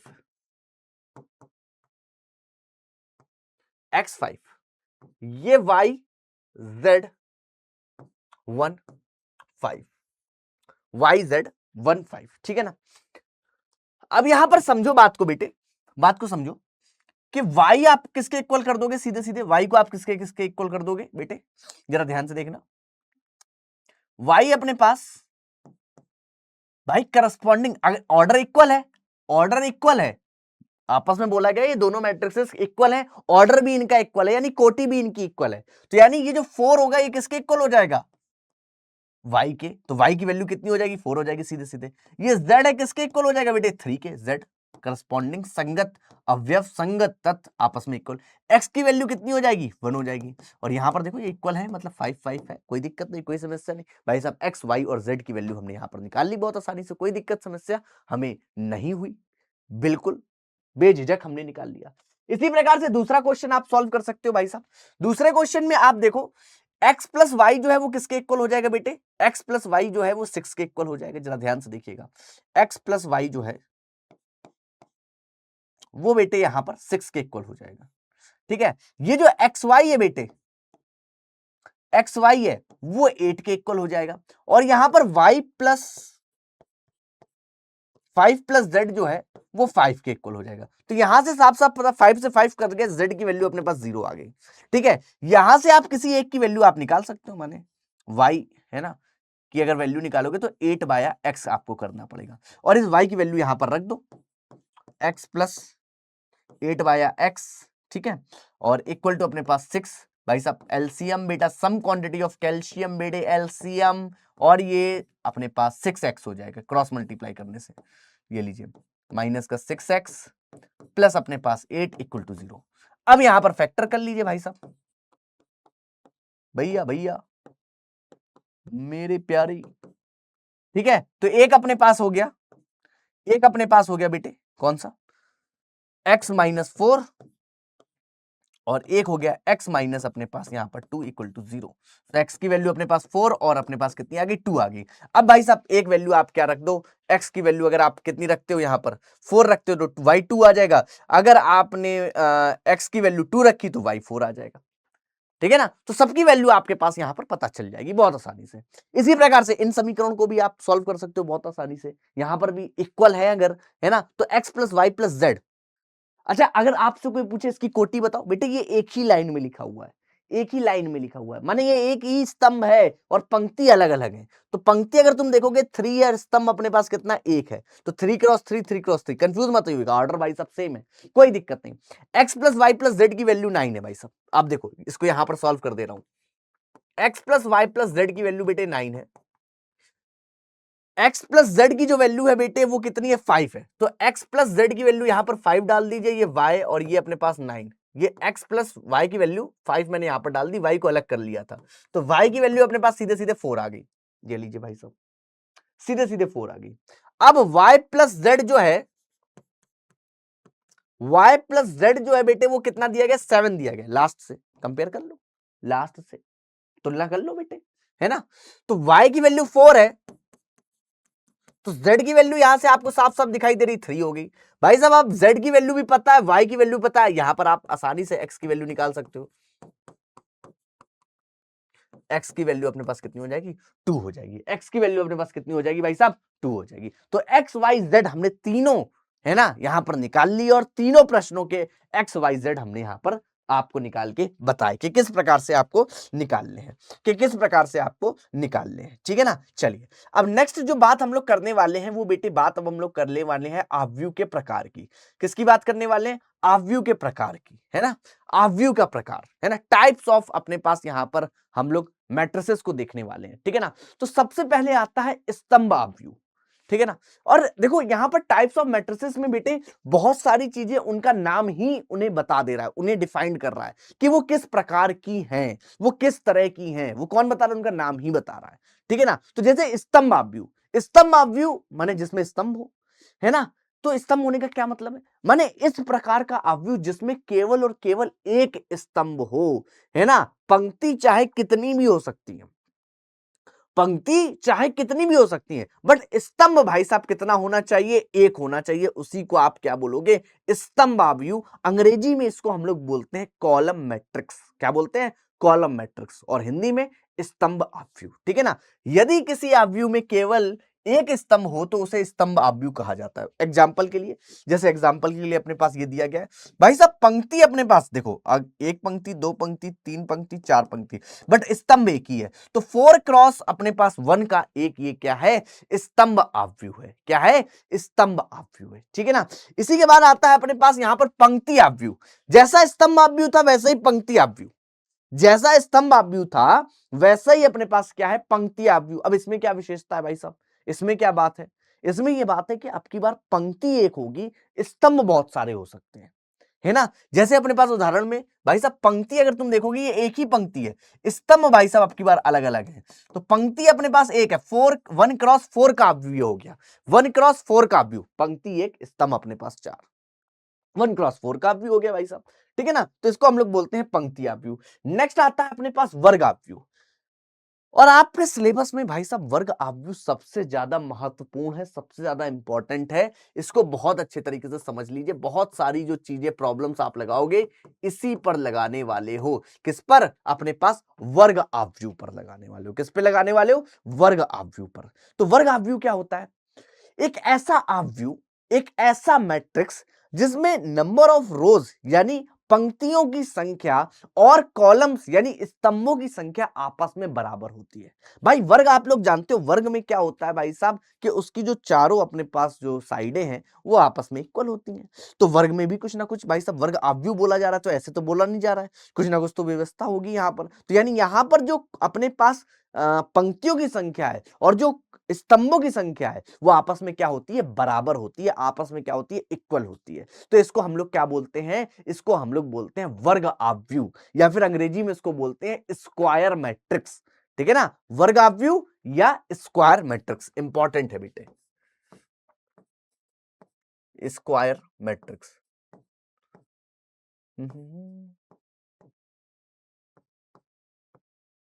अरे हैंग कर रहा भाई साहब। हाँ, क्या बोलेंगे इसको, स्क्वायर मैट्रिक्स। ठीक है ना भाई, स्क्वायर मैट्रिक्स। ठीक है, चलिए बहुत अच्छी बात है, ये बात आपको समझ में आएगी। एग्जाम्पल के लिए आप समझ सकते हो, जैसे किस प्रकार के ये आव्यूह होंगे, ये इस प्रकार के आव्यूह होंगे, जैसे 3 क्रॉस 3 जिनमें m और n आपस में क्या हो, इक्वल हो, है ना। 2 क्रॉस 2 बेटे, 4 क्रॉस 4, ये सब क्या है, ये सब वर्ग आव्यूह के अपने पास यहां पर उदाहरण है, वर्ग आव्यूह के एग्जाम्पल है। मोस्टली आपका जो सामना होगा 3 क्रॉस 3 से और 2 क्रॉस 2 से होने वाला है, 3 क्रॉस 3 से और 2 क्रॉस 2 से होने वाला है। ठीक है ना। तो इसको आप लोगों को याद रखना है। तो अपने पास क्या हो गया भाई साहब, तो अपने पास क्या हो गया बेटे, मेरे राजा बेटा, मेरे बच्चे, क्या हो गया अपने पास यहां पर, अगर तुम ध्यान से देखोगे, है ना, जैसे इस प्रकार का व्यू देखो, यहां पर भाई साहब 3 अपने पास पंक्ति है, 3 पंक्ति है और 3 ही अपने पास स्तंभ है। तो ये क्या है, एक वर्ग आव्यूह है, इसकी कोटि 3 है। अब की बार इसकी 3 क्रॉस 3 ना बोल के कोटि 3 का वर्ग आव्यूह अगर आप बोल रहे हो तो उसका मतलब है कि 3 क्रॉस 3 का ही है, ये 3 क्रॉस 3 का है, क्योंकि जो स्तंभों की संख्या है वही पंक्तियों की संख्या है। तो केवल 3 ही बोल दो, या 2 का एक वर्ग आव्यूह माने 2 ही स्तंभ होंगे, 2 ही पंक्तियां होंगी, तो भी आप बोल सकते हो। ठीक है ना भाई साहब। तो ये अपने पास बहुत बढ़िया था। नेक्स्ट आ जाओ, नेक्स्ट नेक्स्ट अपने पास आता है विकर्ण आव्यूह। नेक्स्ट अपने पास आता है विकर्ण आव्यूह, इसको अंग्रेजी में बोलते हैं डायगोनल मैट्रिक्स। ठीक है ना, इसको अंग्रेजी में बोलते हैं डायगोनल मैट्रिक्स। तो विकर्ण आव्यूह होता क्या है बेटे, जरा समझिएगा। विकर्ण, विकर्ण आप लोग जानते हैं, जब भी अपन बात करेंगे वर्ग की, आयत की, इन सब में अपने पास जो तिरछी वाली जो अपने पास होती है भुजा तिरछी वाली जो साइड होती है उसी को तो आप विकर्ण कहते हो। तो विकर्ण आव्यूह क्या होता है, एक वर्ग आव्यूह अपने पास है को विकर्ण आव्यूह कहा जाता है यदि इसके सभी गैर विकर्ण तत्व एक आव्यूह है ना, अपने पास किस प्रकार के, जैसे मतलब अपने पास इस प्रकार का है कि अपने पास जो गैर विकर्ण तत्व है, यानी वो अपने पास क्या होने चाहिए, जीरो होने चाहिए, जीरो होने चाहिए। गैर विकर्ण तत्व जो है वो जीरो हो, ये लिखना भूल गए हैं, है ना। तत्व जो हो, जैसे यहां पर क्या लिखा हुआ, बी आई जे जो है क्या, वो जीरो हो। फॉर एग्जाम्पल आप समझो यहां पर इस प्रकार से, जैसे ये 1 है, ये 2 है, ये 3 है, ये 0, ये भी 0, ये भी 0। पहली बात तो ये वर्ग आव्यूह होना चाहिए, ये अपने पास यहां पर हमने 0 कर दिया, और ये अपने पास विकर्ण है, ये अपने पास क्या है, विकर्ण है, और ये सारे अपने पास क्या हो गए, गैर विकर्ण हो गए। ये सारे क्या हो गए, गैर विकर्ण अपने पास तत्व हो गए। तो अगर अपने पास विकर्ण में तत्व कुछ इस प्रकार से हैं और बाकी सारे जीरो है, तो इसी को हम लोग क्या बोलते हैं, विकर्ण आव्यूह बोलते हैं। इसी को हम लोग क्या बोलते हैं, विकर्ण आव्यूह बोलते हैं, है ना। आप देखो यहां पर 2x2 में -1 और 2, बाकी सारे क्या है, जीरो है, ठीक है ना। तो ये अपने पास क्या हो गया, विकर्ण आव्यूह हो गया, और हमेशा वर्ग आव्यूह के ही विकर्ण आव्यूह बोलते हैं। नेक्स्ट अपने पास क्या होता है, अदिश आव्यूह। अदिश आव्यूह भी एक विकर्ण आव्यूह है, बट इसमें जो विकर्णों के तत्व हैं वो समान है, अब की बार, है ना, एक जैसे हैं। बाकी तो गैर विकर्ण वाले तो जीरो है ही जीरो, है ना, बट जो विकर्ण वाले हैं उनका जो मान है, उनकी जो वैल्यू है वो आपस में इक्वल है। फॉर एग्जाम्पल, जैसे आप इस सी वाले मैट्रिक्स को ध्यान से देखो, इसमें √3 लिखा हुआ, बाकी जगह 0 0 0 0 0 है, और जो विकर्ण में है वो आपस में सेम है, विकर्ण में है वो आपस में सेम है। एक विकर्ण आव्यूह को स्केलर आव्यूह, इसको स्केलर अंग्रेजी में स्केलर मैट्रिक्स बोलते हैं, आव्यूह कहा जाता है यदि इसके विकर्ण के तत्व बराबर हो, अर्थात एक वर्ग हो। विकर्ण में जितने भी तत्व होंगे वो क्या होंगे, बराबर होंगे, ठीक है ना। हाँ ठीक है, अर्थात एक वर्ग आव्यूह को स्केलर आव्यूह कहा जाता है यदि उसमें ये सारी कंडीशन अपने पास यहां पर पास कर रही हो। मोटा मोटा आप यही समझ सकते हो, विकर्ण के तत्व जो हैं वो बराबर होने चाहिए, विकर्ण के जो तत्व हैं वो बराबर होने चाहिए। सदिश आव्यूह उसको अदिश अदिश आव्यूह उसको आप बोल सकते हो, क्या बोल सकते हो, अदिश आव्यूह, सॉरी क्या बोलते हो, अदिश आव्यूह, है ना। हाँ, अदिश आव्यूह। चलिए नेक्स्ट आप आ जाओ, नेक्स्ट आप आते हो तत्समक आव्यूह के ऊपर। तत्समक आव्यूह बहुत इंपॉर्टेंट, तत्समक आव्यूह बहुत इंपॉर्टेंट है, इसको आप अंग्रेजी में बोलते हो आइडेंटिटी मैट्रिक्स, आइडेंटिटी मैट्रिक्स। और बेटे इसको रिप्रेजेंट किया जाता है आई से ही, आप इसको रिप्रेजेंट करते हो, है ना, और उसका जो भी ऑर्डर हो। और ये क्या है, एक वर्ग आव्यूह ही है, ये क्या है, एक वर्ग आव्यूह है, इस पे ध्यान रखिएगा, ये हमेशा वर्ग आव्यूह है। एक वर्ग आव्यूह जिसमें विकर्ण में सभी तत्व एक होते हैं, डायगोनल के सारे एलिमेंट अपने पास कितने होंगे, एक होते हैं, और बाकी सभी शून्य होते हैं, इसको आप क्या बोलोगे, तत्समक आव्यूह बोलोगे। क्या बोलोगे, तत्समक आव्यूह बोलोगे, आगे के लिए बहुत इंपॉर्टेंट है। दूसरे शब्दों में वर्ग आव्यूह, है ना, अब मैथमेटिकली दिया गया है। अब आप इसके एग्जांपल समझो, तत्समक आव्यूह या आइडेंटिटी मैट्रिक्स के तत्समक आव्यूह, अगर 3x3 का है तो विकर्ण सॉरी, ये अपने पास तत्समक आव्यूह कुछ इस प्रकार से बनेगा। अगर अपने पास अगर अपने पास 2x2 का है तो देख लीजिए ये तत्समक आव्यूह, है ना। तो जैसा आप बनाना चाहो, ये 3x3 का है,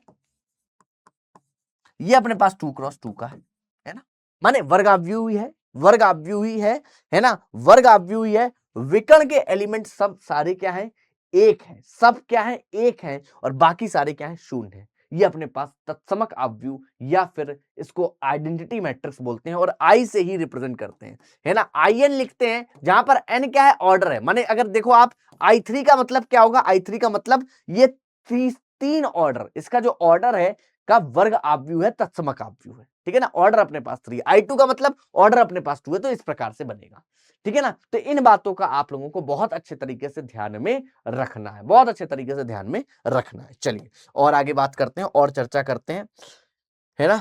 ये सारे अपने पास क्या हो गए, आव्यूह के प्रकार में ही हम लोग चर्चा कर रहे थे, ठीक है। चलिए बहुत अच्छी बात है ना, आव्यूह के प्रकार देख लिए।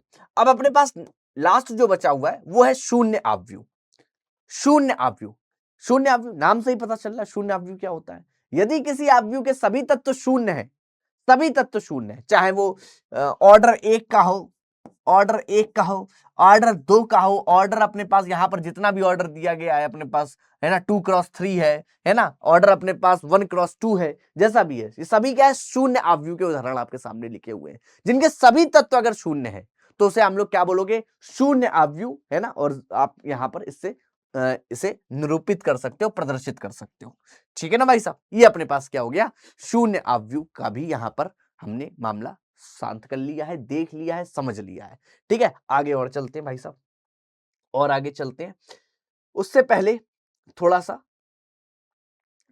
अब हम लोग देखने वाले आव्यूह में ही, आव्यूह के ऊपर जो ऑपरेशंस होते हैं उनके बारे में अब हम लोग थोड़ी सी जानकारी यहां पर करने वाले हैं। आव्यूह के ऊपर जो ऑपरेशंस होते हैं उनके बारे में अब थोड़ी सी हम जानकारी यहां पर करने वाले हैं। कौन सी, जैसे किन्हीं दो आव्यूहों का योग, है ना, आव्यूहों का योग, दो मैट्रिक्स को हम कैसे जोड़ते हैं और क्या क्या चीजें यहां पर ध्यान रखने वाली हैं कि दो मैट्रिक्स किस प्रकार से जुड़ सकती हैं, उसके बारे में हम लोग चर्चा करने वाले हैं कि दो मैट्रिक्स को जोड़ा कैसे जाता है भाई साहब।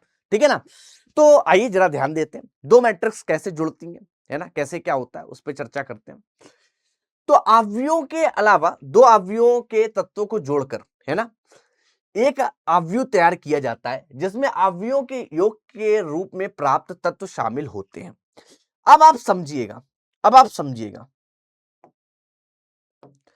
अगर किन्हीं दो अवयवों को आपको जोड़ना है तो उनकी कोटि समान होनी चाहिए, सबसे पहली शर्त, है ना। सबसे पहली शर्त अवयवों के योग के लिए, सबसे पहली शर्त क्या होती है कि कोटि जो है, कोटि जो है वो समान होनी चाहिए।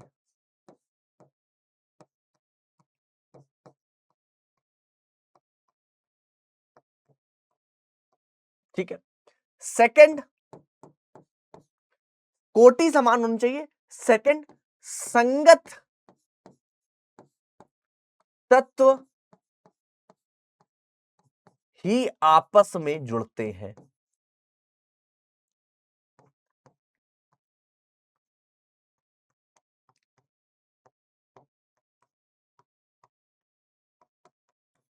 संगत तत्व ही आपस में जुड़ते हैं, बात समझिए, है ना।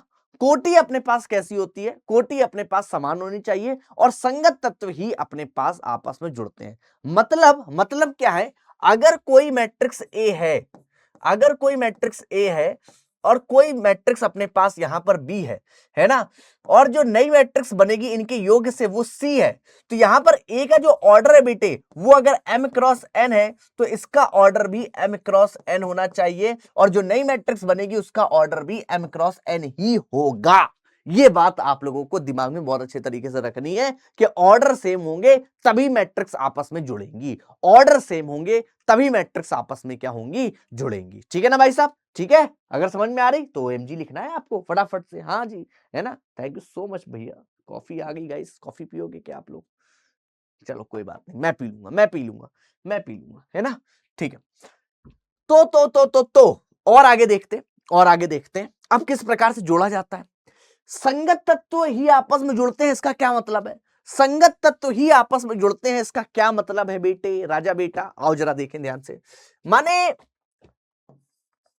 अगर कोई ए आई जे है, कोई आयत अपने पास पंक्ति और जेयत अपने पास स्तंभ है, वो जुड़ेगा तो आयत ही पंक्ति और जेयत ही स्तंभ से जुड़ेगा, और जो नया आपको तत्व मिलेगा वो सी आई जे ही होगा बेटे, सी आई जे ही होगा। फॉर एग्जाम्पल A11 है तो ऐड होगा B11 से और आपको मिलेगा C11, बस इतनी सी बात है ना।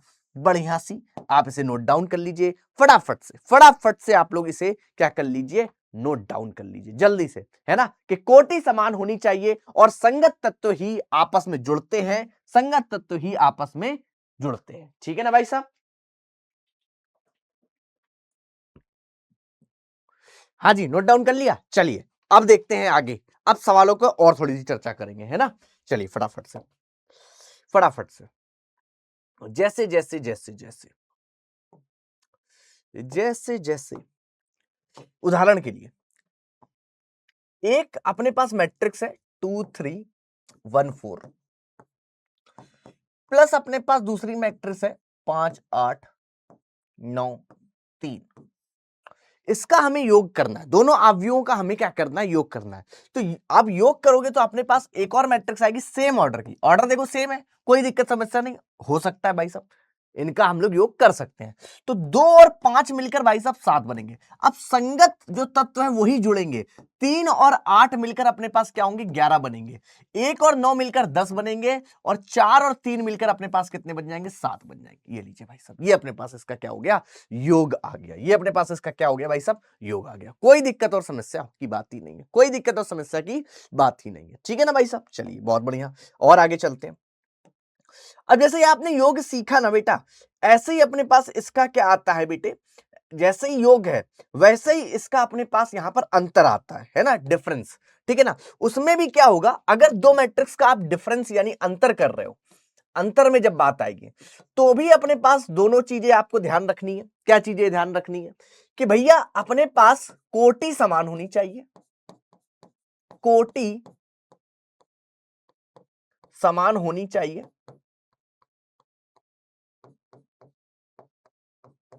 और साथ ही साथ संगत तत्व ही आपस में,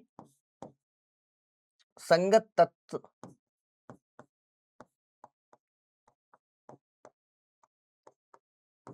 आपस में घटेंगे, है ना, या फिर संगत तत्व का आपस में ही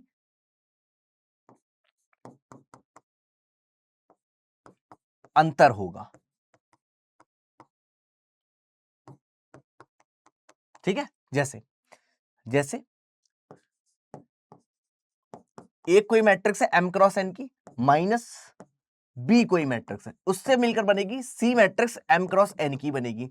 यहां पर ए आई जे माइनस बी आई जे आएगा, ठीक है ना। इससे आपको मिलेगा सी आई जे, इससे आपको क्या मिलेगा, सी आई जे मिल जाएगा, ठीक है ना भाई साहब। इस बात का तुम लोगों को ध्यान रखना है, इस बात का तुम लोगों को ध्यान रखना है, ठीक है ना। चलिए आइए अब देखते हैं और आगे थोड़ा सा। जैसे ये एक सवाल आया हुआ है, जैसे ये सवाल आया हुआ है बेटे किसमें, एमपी बोर्ड में, कि आपको एक्स और वाई ज्ञात करने हैं। यहां पर एक्स और वाई ऐड होके एक आपको क्या मिल रहा है, मैट्रिक्स, माने एक्स और वाई आपस में क्या, मैट्रिक्स, और एक्स माइनस वाई करके भी एक मैट्रिक्स मिल रहा है। तो आप एक काम कर सकते हो, इसको समीकरण के रूप में आप कर सकते हो, एक्स प्लस वाई, इसको जब तुम ऐड कर रहे हो बेटे 7025, और ये x माइनस वाई आप कर रहे हो बेटे, है ना। तो ये अपने पास क्या आ रहा है, यहां पर ध्यान से देखोगे 3003। तो जब ऐड हो रहा है तो ये अपने पास 2x, और ये अपने पास कितना हो गया 10 0 2 और 8, 2 से डिवाइड करोगे तो x इक्वल टू अपने पास क्या आएगा 5014। ये लीजिए 5014 x की वैल्यू आ गई।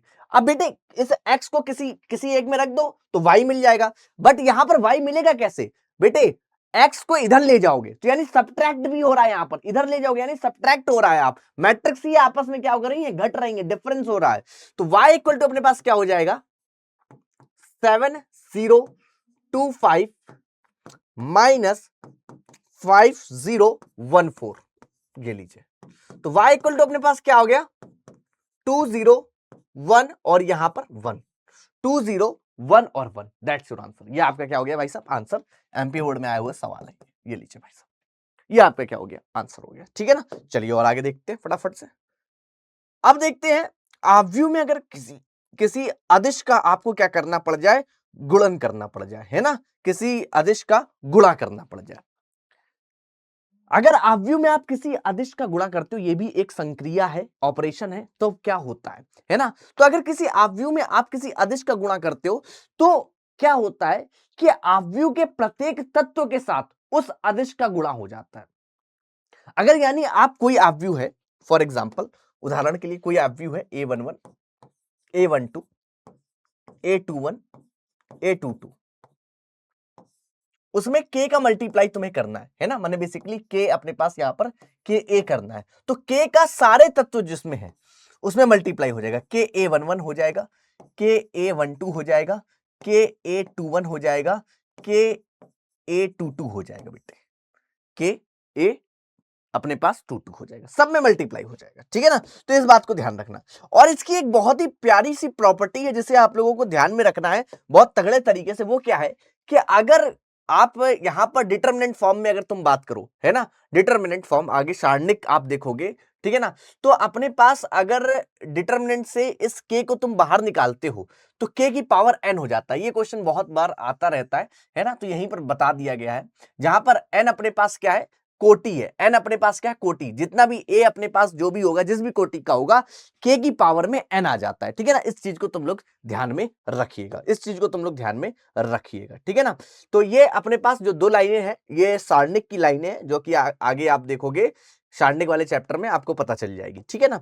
चलिए, तो इसी पर बेस्ड अगर एक आध क्वेश्चन अगर हम लोग लगाएं, है ना, कि अपने पास अगर कोटि 2 है और आपको सारणिक 5a की वैल्यू निकालनी है ना, 5a की वैल्यू, तो 5 बाहर निकलेगा अगर इससे, तो इसका क्या हो जाएगा, कोटि कितनी है 2, तो स्क्वायर हो जाएगा 5 स्क्वायर, और ये डिटरमिनेंट ए, तो ये अपने पास कितना हो जाएगा 25 इंटू में डिटरमिनेंट ए। इसकी बहुत बेहतरीन प्रॉपर्टी है, तो बी ऑप्शन अपने पास यहां पर क्या हो जाएगा, करेक्ट ऑप्शन हो जाएगा। बी ऑप्शन अपने पास क्या हो जाएगा, करेक्ट ऑप्शन हो जाएगा। ऐसे बहुत बार क्वेश्चन आए हुए हैं, ऐसे बहुत सारे क्वेश्चंस आए हुए हैं, इसलिए मैंने ये क्वेश्चंस आप लोगों को करवाए हैं, ठीक है ना। आइए, जैसे एक ये क्वेश्चन देखो बहुत ध्यान से, बोला गया मान लीजिए अपने पास 3x3 कोटि है और ये अपने पास क्या है, के के बराबर है, तब अपने पास क्या हो जाएगा भाई साहब, के बाहर निकलेगा, उसके ऊपर कितना हो जाएगा 3 हो जाएगा इंटू में ए। तो बस आप लोग साफ साफ पता है भाई साहब, ये के की पावर 3 इंटू में ए, है ना, ये अपने पास क्या हो जाएगा, आंसर हो जाएगा। एमपी बोर्ड 22 में आया हुआ क्वेश्चन है। और देख लेते हैं ऐसे ही क्वेश्चन लगातार, है ना, फटाफट से। जैसे अपने पास ये लिखा हुआ है कि अपने पास ए है और ये बी है, और आपको वैल्यू निकालनी है 2a माइनस 3b की। इसका क्या मतलब है, 2 से अंदर मल्टीप्लाई करना है और 3 से अंदर मल्टीप्लाई करना है। तो 2a क्या हो जाएगा बेटे, अगर तुम ध्यान से देखोगे 2a अपने पास, 2a जो हो जाएगा ये 4, ये अपने पास कितना हो जाएगा 8 हो जाएगा, ये अपने पास कितना हो जाएगा 6 हो जाएगा, ये अपने पास कितना हो जाएगा 4 हो जाएगा। 3b कितना हो जाएगा बेटे, 3b अपने पास ये हो जाएगा 3, ये हो जाएगा अपने पास 9 बेटे। बेटे हर तत्व में 3 का मल्टीप्लाई हो जाएगा, ये 3 ये 9, ये अपने पास कितना हो जाएगा बेटे 6, ये अपने पास कितना हो जाएगा 15। अब 2a माइनस 3b करना है, ये लीजिए। तो भाई ये 4 माइनस 3 कर दोगे आप सीधे सीधे, 1 बचेगा आप व्यू के अंदर। 8 माइनस अपने पास 9 कर दोगे, माइनस का 1 बचेगा। 6 माइनस माइनस माइन, और ये भी माइनस माइनस माइनस क्या हो जाएगा, प्लस हो जाएगा बेटे। जैसा आप करते हो वैसे ही सेम सारी चीजें वैसी ही लगती हैं। ये माइनस का था, माइनस कर रहे हो, माइनस माइनस प्लस हो जाएगा 12। ये 4 माइनस अपने पास 15, माइनस का 11, ये लीजिए भाई साहब, दैट्स योर आंसर। इसका मान आ गया, एमपी बोर्ड 2019 में आया हुआ सवाल है, आपने आसानी से इसको सॉल्व कर लिया बिना किसी दिक्कत के, बिना किसी समस्या के, ठीक है ना भाई साहब। चलिए और देख लेते हैं फटाफट से, और देख लेते हैं फटाफट से, है ना। अब देखो इनके कुछ गुण हैं, योग के जो हैं वो गुण हैं, है ना, उनके ऊपर थोड़ी सी चर्चा कर लेते हैं। योग के गुण जो हैं उनके ऊपर चर्चा कर लेते हैं। जैसे सबसे पहला गुण अपने पास कि भैया ये क्रम विनिमय नियम को अपने पास यहां पर, है ना, मायने नहीं रखता है। क्रम विनिमय नियम कि a प्लस बी करो या b प्लस a करो, भाई साहब आंसर वही आने वाला है। सहचर नियम, है ना, अवयव के योगों को प्रभावित नहीं करता है। a plus B plus C, है ना, equal to a plus B plus C, है ना, ये अपने पास आप समझ सकते हो। ये सारे अपने पास जो भी क्रम विनिमय नियम है, सहचर नियम है, आप लगातार देख सकते हो इन चीजों को, है ना। और अब देखो योग के तत्समक का अस्तित्व, है ना, कि आपने किसी मैट्रिक्स में शून्य मैट्रिक्स या जीरो को जोड़ रहे हो तो अपने पास वापस से वही मैट्रिक्स अपने पास आ जाती है ना। तो अपने पास तो जीरो को योग का तत्समक कहा जाता है। ये अपने पास क्या कहता है, शून्य अपने पास जो है आव्यूह, जहां पर सभी प्रविष्टियां क्या है शून्य, तो आप इसको जीरो ही समझो, है ना। इसको आपको जीरो मैट्रिक्स जो है इसको योग का तत्समक कहा जाता है, ठीक है ना, इसको यही समझो। आ जाइए और आते हैं, प्रतिलोम अगर आपको निकालना है, योग के प्रतिलोम का अस्तित्व, तो अगर आपने किसी मैट्रिक्स ए है और उसी की निगेटिव मैट्रिक्स से आपने ऐड कर दिया, है ना, निगेटिव मैट्रिक्स उसमें क्या कर दी, ऐड कर दी, माइनस का मल्टीप्लाई करके, -1 का मल्टीप्लाई करके ऐड कर दिया, तो वापस से अपने पास क्या मिलने वाला है, जीरो मिलने वाला है, जीरो मिलने वाला है। इसीलिए -a को a का योग का अपने पास प्रतिलोम या ऋणात्मक कहा जाता है, ठीक है ना। ये अपने पास सब अवयव इसमें योग के ही प्रॉपर्टीज में ही है, ठीक है। अब मोस्ट इंपॉर्टेंट आती है बात, मोस्ट इंपॉर्टेंट जो बात आती है जो कि मेरे को आपको सिखानी है ना, और सबसे ज्यादा इंपॉर्टेंट है, बच्चे बहुत गलती करते हैं, वो है मल्टीप्लिकेशन ऑफ मैट्रिसेस। अवयवों का गुणन बेटा सबसे ज्यादा इंपॉर्टेंट है ना, कि कोई दो अपने पास अवयव है, उनका किस प्रकार से हम लोग क्या करेंगे, गुणा करेंगे, है ना। गुणनफल, मल्टीप्लिकेशन, गुणन हम लोग किस प्रकार से निकालें। अभी हमने देखा था कि किसी अदिश का हम मल्टीप्लाई किस प्रकार से कर रहे थे, अभी हम देखेंगे कि गुणन किस प्रकार से कर रहे हैं, इसके ऊपर अब हम लोग चर्चा करने जा रहे हैं। तो आइए जरा देखते हैं। फॉर एग्जाम्पल अपने पास कोई एक मैट्रिक्स है ए, जिसका ऑर्डर है m क्रॉस n, ठीक है ना, और इसका मल्टीप्लाई करना है बी मैट्रिक्स से, जिसका ऑर्डर है अपने पास p cross q, p cross अपने पास q। अब सबसे ज्यादा इंपॉर्टेंट बात यह है कि यहां पर जो अपने पास स्तंभों की संख्या है, पहली मैट्रिक्स में जो स्तंभों की संख्या है ना, वही संख्या दूसरी मैट्रिक्स के पंक्तियों की होनी चाहिए, तभी ये गुणन पॉसिबल है, तभी ये गुणन जो है संभव है, वरना संभव नहीं है दादा। लिखो फटाफट से ओएमजी, क्या बात मैंने बोली। अगर अपने पास ये n और ये p आपस में बराबर हैं, अगर ये n और ये p आपस में बराबर है, तभी उनका गुणन हो सकता है, तभी उनका गुणन संभव है बेटा, मेरे राजा बेटा बात को समझो। अगर n और p बराबर है तभी गुणन हो सकता है, अगर नहीं है तो नहीं हो सकता है। ये बात आप लोग अच्छे तरीके से दिमाग में डाल लो, ठीक है। अच्छा ठीक है, n और p बराबर होने चाहिए, माने इसमें अपने पास ये क्या है, स्तंभ, स्तंभ की संख्या अगर लिखा जाए, स्तंभ की संख्या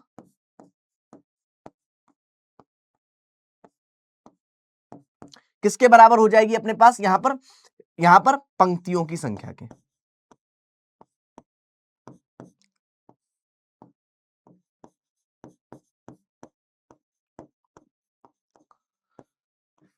स्तंभ की संख्या अगर पंक्तियों की संख्या के बराबर है तो ये अपने पास यहां पर गुणन हो जाएगा।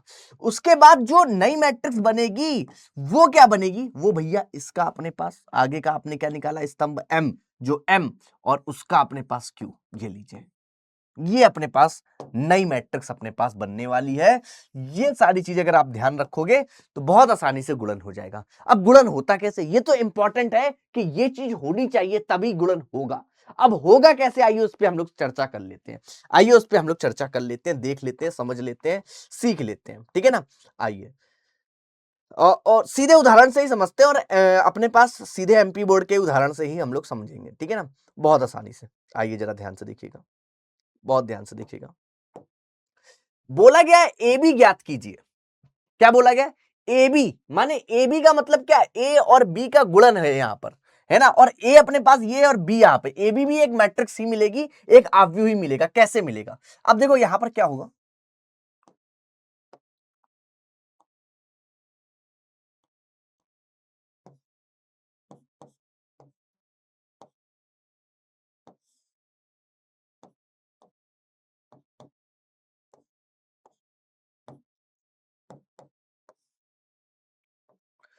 बेटा सबसे पहले आपको क्या करना है, ये वाली पंक्ति उठाओ, सबसे पहले आप क्या करोगे, ये वाली पंक्ति उठाओगे, है ना, और अपने पास क्या करोगे, ये वाला स्तंभ उठाओगे।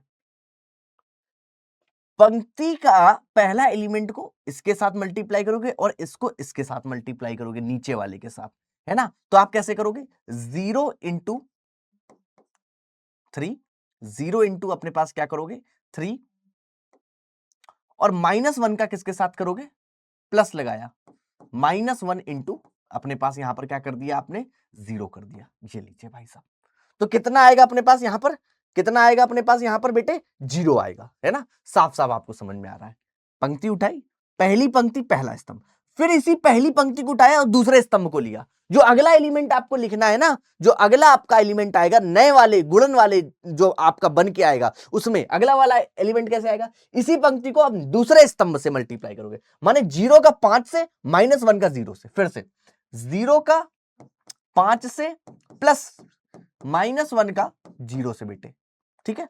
फिर उसके बाद दूसरी पंक्ति उठाई, फिर पहला स्तंभ, तो 0 का 3 से, फिर इस 2 का अपने पास यहां पर 0 से, फिर इसी पंक्ति को उठाया और ये वाला स्तंभ 0 का 5 से, 2 का 0 से, ये लीजिए। अब भैया 0 इंटू 3 0, ये भी 0, तो यहां पर जो बनेगा वो अपने पास क्या बनना है, 0 0 0 0, ये लीजिए। ये अपने पास ए बी अपने पास ये आने वाला है। जो ए बी है वो अपने पास क्या आ गया, ये आ गया। एक और तरीका आप समझ सकते हो इसको, एक और तरीका आप समझ सकते हो यहां पर कैसे, कि आपने क्या कर लिया, यहां पर लिख लिया 0 -1, है ना, और यहां पर लिख लिया 3 0, 3,0, और यहां पर लिख लिया 5,0, ठीक है, और यहां पर लिख लिया 0,2, ठीक है।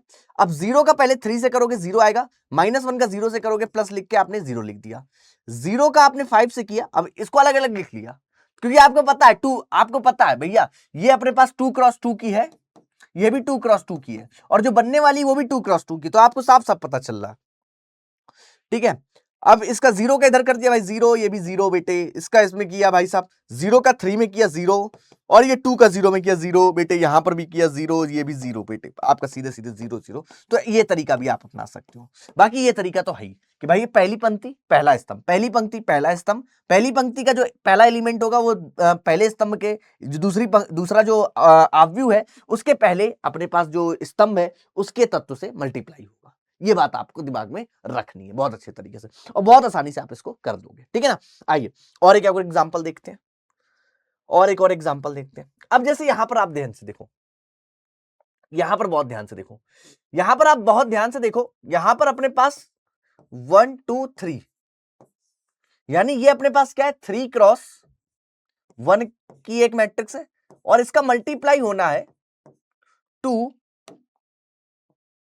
2 3 और 4, जो कि अपने पास है 1 क्रॉस 3 का, यानी 1 और 3 आपस में सेम है भाई साहब, 1 और 3 आपस में सेम है। जो नई मैट्रिक्स बनेगी वो कौन सी बनेगी, किस ऑर्डर की बनेगी भाई साहब, साफ साफ इसका ये आगे वाला उठाओ और इसका पीछे वाला, 3 क्रॉस 3 की, 3 क्रॉस 3 की, है ना। कैसे करोगे भाई साहब, आ जाओ। पहली पंक्ति पहली पंक्ति पहली पंक्ति पहला स्तंभ भाई साहब 2 आ जाएगा, पहली पंक्ति दूसरा स्तंभ भाई साहब 3 आ जाएगा, पहली पंक्ति तीसरा स्तंभ भाई साहब 4 आ जाएगा, 3 एलिमेंट आ गए। पहली पंक्ति में केवल 1 ही है, और ये 2 3 4 ये स्तंभ है, मल्टीप्लाई करते गए। दूसरी पंक्ति पहला स्तंभ भाई साहब 4 आ जाएगा, ये भी भाई साहब कितना हो जाएगा, यहां पर 6 आ जाएगा, ये अपने पास 8 आ जाएगा, ठीक है। तीसरी पंक्ति पहला स्तंभ भाई साहब अपने पास 6 आ गया, ये भाई साहब 9 आ गया, ये भाई साहब अपने पास कितना आ गया, 12 आ गया। ये लीजिए 3 क्रॉस 3 का बन गया, 3 क्रॉस 3 का व्यू अपने पास यहां पर बन गया। दैट्स योर आंसर, ये आपका क्या हो जाएगा, आंसर हो जाएगा भाई साहब। फटाफट से लिख दो ओएमजी, इतनी देर से खाली बैठे हुए लिखो यार ओएमजी, है परेशान करे हुए लिखो। चलो बहुत अच्छी बात है भाई साहब, है ना। तो ये हमने गुणन सीखा कि किस प्रकार से इनका गुणन किया जाता है ना, किस प्रकार से इनका गुणन किया जाता है। अब इसी में अपने पास क्या आता है, इसी में अपने पास भाई साहब इनके भी गुणन के अपने पास जो गुण है ना, उनको भी आप देख सकते हो, यहां पर सूचीबद्ध किया गया है। यहां पर आप देख सकते हो ये जो लिखे हुए, ऊपर तो उसके लिखे हुए, ये नीचे वाले देखो आप, है ना, कि ए बी और बी ए आपस में सिमिलर नहीं होगा, ए बी और बी ए आपस में सिमिलर नहीं होगा। तुम सोचोगे कि ए बी मल्टीप्लाई करो और बी ए मल्टीप्लाई करो, संख्या नहीं है, मैट्रिक्स है भाई साहब, क्योंकि अलग अलग ऑर्डर हो जाता है, ऑर्डर के ऊपर डिपेंड करता है, ठीक है ना। हाँ, तो ए बी और बी ए आपस में सिमिलर नहीं होगा। ए बी का मल्टीप्लाई करके इंटू सी का मल्टीप्लाई, या बी सी का मल्टीप्लाई इंटू ए का, सहचर नियम, है ना। और या फिर अपने पास वितरक आप समझ सकते हो, बी प्लस सी इंटू में ए, या ए बी प्लस अपने पास ये इस प्रकार से ए सी, है ना। ये अपने पास गुण यहां पर सूचीबद्ध दिए गए हैं। चलिए और देख लेते हैं भाई साहब। नेक्स्ट जो अब हम लोग देखने वाले हैं वो अपने पास है, वो जो चीज है अपने पास भाई साहब, उसको जरा ध्यान से देखिएगा, समझिएगा, जानिएगा, पहचानिएगा। उसको हम लोग बोलते हैं ट्रांसपोज ऑफ मैट्रिक्स। इंपॉर्टेंट है भाई साहब, ट्रांसपोज ऑफ अ मैट्रिक्स, है ना। इसको अगर कोई मैट्रिक्स या अपने पास आव्यूह का परिवर्त है, आव्यूह का परिवर्त निकालना है, अगर कोई मैट्रिक्स अपने पास ए दी गई है, ए मैट्रिक्स, तो उसका आव्यूह का जो परिवर्त होगा उसको आप क्या बोलोगे, ए डैश और ए टी, यानी ए ट्रांसपोज, है ना। ए टी भी कई जगह आपको दिखाई देगा, या ए डैश भी, है ना। ये आपका क्या है, आव्यूह का परिवर्त। कैसे निकाला जाता है इसको जरा हम लोग सीख लेते हैं। आव्यूह का परिवर्त, कैसे निकाला जाता है जरा हम लोग सीख लेते हैं बेटे। आओ जरा ध्यान से देखो। जैसे फॉर एग्जांपल यही अपने पास दिया गया है 18, 17, 38, 47, यही आपको दिया गया है। आपको क्या करना है, जो भी अपने पास स्तंभ में तत्व हैं उन्हें रो में बना दो। जो भी अपने पास स्तंभ में तत्व हैं उन्हें रो में बना दो, है ना। जैसे ये पहला स्तंभ है, इसको रो में बनाओगे तो 18 और 38 हो जाएगा, यानी इसे पंक्ति में बना दिया 18 और 38। ये दूसरा स्तंभ था, इसे भी आपने पंक्ति में बना दिया तो 17 और 47 हो गया। तो भी ये अपने पास क्या हो जाएगा, अगर ये ए है तो ये अपने पास क्या हो जाएगा, इसका ए डैश हो जाएगा। ये क्या हो जाएगा अपने पास, इसका ए डैश हो जाएगा। इसी के साथ साथ अगर आप यहां पर आपने क्या स्तंभ को पंक्ति बना दिया है, अगर आप पंक्ति को भी स्तंभ बना दोगे तो भी आपका काम चल जाएगा। देखना, पंक्ति को स्तंभ बना दिया तो भी वही हो जाएगा, तो भी वही आ जाएगा, तो भी वही आ जाएगा। पंक्ति को स्तंभ, फिर ये पंक्ति आई, इसको स्तंभ बना दिया, ये लीजिए सेम आया, देखो सेम आ रहा है। तो चाहे स्तंभ को पंक्ति बनाओ या पंक्ति को स्तंभ बनाओ, आपको क्या मिलने वाला है, आपको परिवर्त मिलने वाला है, यानी आपको ट्रांसपोज ऑफ अ मैट्रिक्स मिल जाएगा। जिसे आप ए डैश या एटी से आप क्या करते हो, रिप्रेजेंट करते हो, है ना, निरूपित करते हो। ठीक है ना भाई साहब, बात समझ में आ गई होगी। ट्रांसपोज हम लोग किस प्रकार से निकालते हैं, अब कोई भी मैट्रिक्स हो उसका ट्रांसपोज आप लोग बहुत आसानी से निकाल सकते हो। इसके गुण अगर आपके पास यहां पर मैं आपको बता देता हूं, है ना, गुण जो है इसके भाई साहब, ये अपने पास गुण है, जरा ध्यान से देखिएगा कि अगर आप किसी ट्रांसपोज का ट्रांसपोज निकालते हो, ये पहला वाला जो है ना, ये 80 है, 80 ऊपर 80 है, माने अगर आप ए ट्रांसपोज ए परिवर्त का वापस से उसका परिवर्त कर देंगे तो वापस से वही मैट्रिक्स ए ही आ जाएगी आपकी, है ना। दूसरा आपको बता रहा है कि ए प्लस बी को ऐड करके उसका ट्रांसपोज निकालो या ए ट्रांसपोज और बी ट्रांसपोज को ऐड करो, बात बराबर है। तीसरा अपने पास भाई साहब, इसको रिवर्सल लॉ भी कहते हैं, ए बी का ट्रांसपोज जो होता है बी ट्रांसपोज इनटू में ए ट्रांसपोज के क्या हो जाता है, इक्वल होता है। ठीक है ना, इन तीनों को आप लोगों को ध्यान में रखना है। ये आव्यूह के अपने पास गुण हैं, उनकी प्रॉपर्टीज हैं जिन्हें आप लोगों को ध्यान में रखना है। नेक्स्ट अपने पास आता है, अब अपने पास नेक्स्ट जो आव्यूह आते हैं, है ना, उनके ऊपर भी थोड़ी सी हम चर्चा कर लेते हैं बेटे, उनके ऊपर भी थोड़ी सी हम चर्चा कर लेते हैं। आइए जरा ध्यान से देखिएगा, जरा ध्यान से देखिएगा।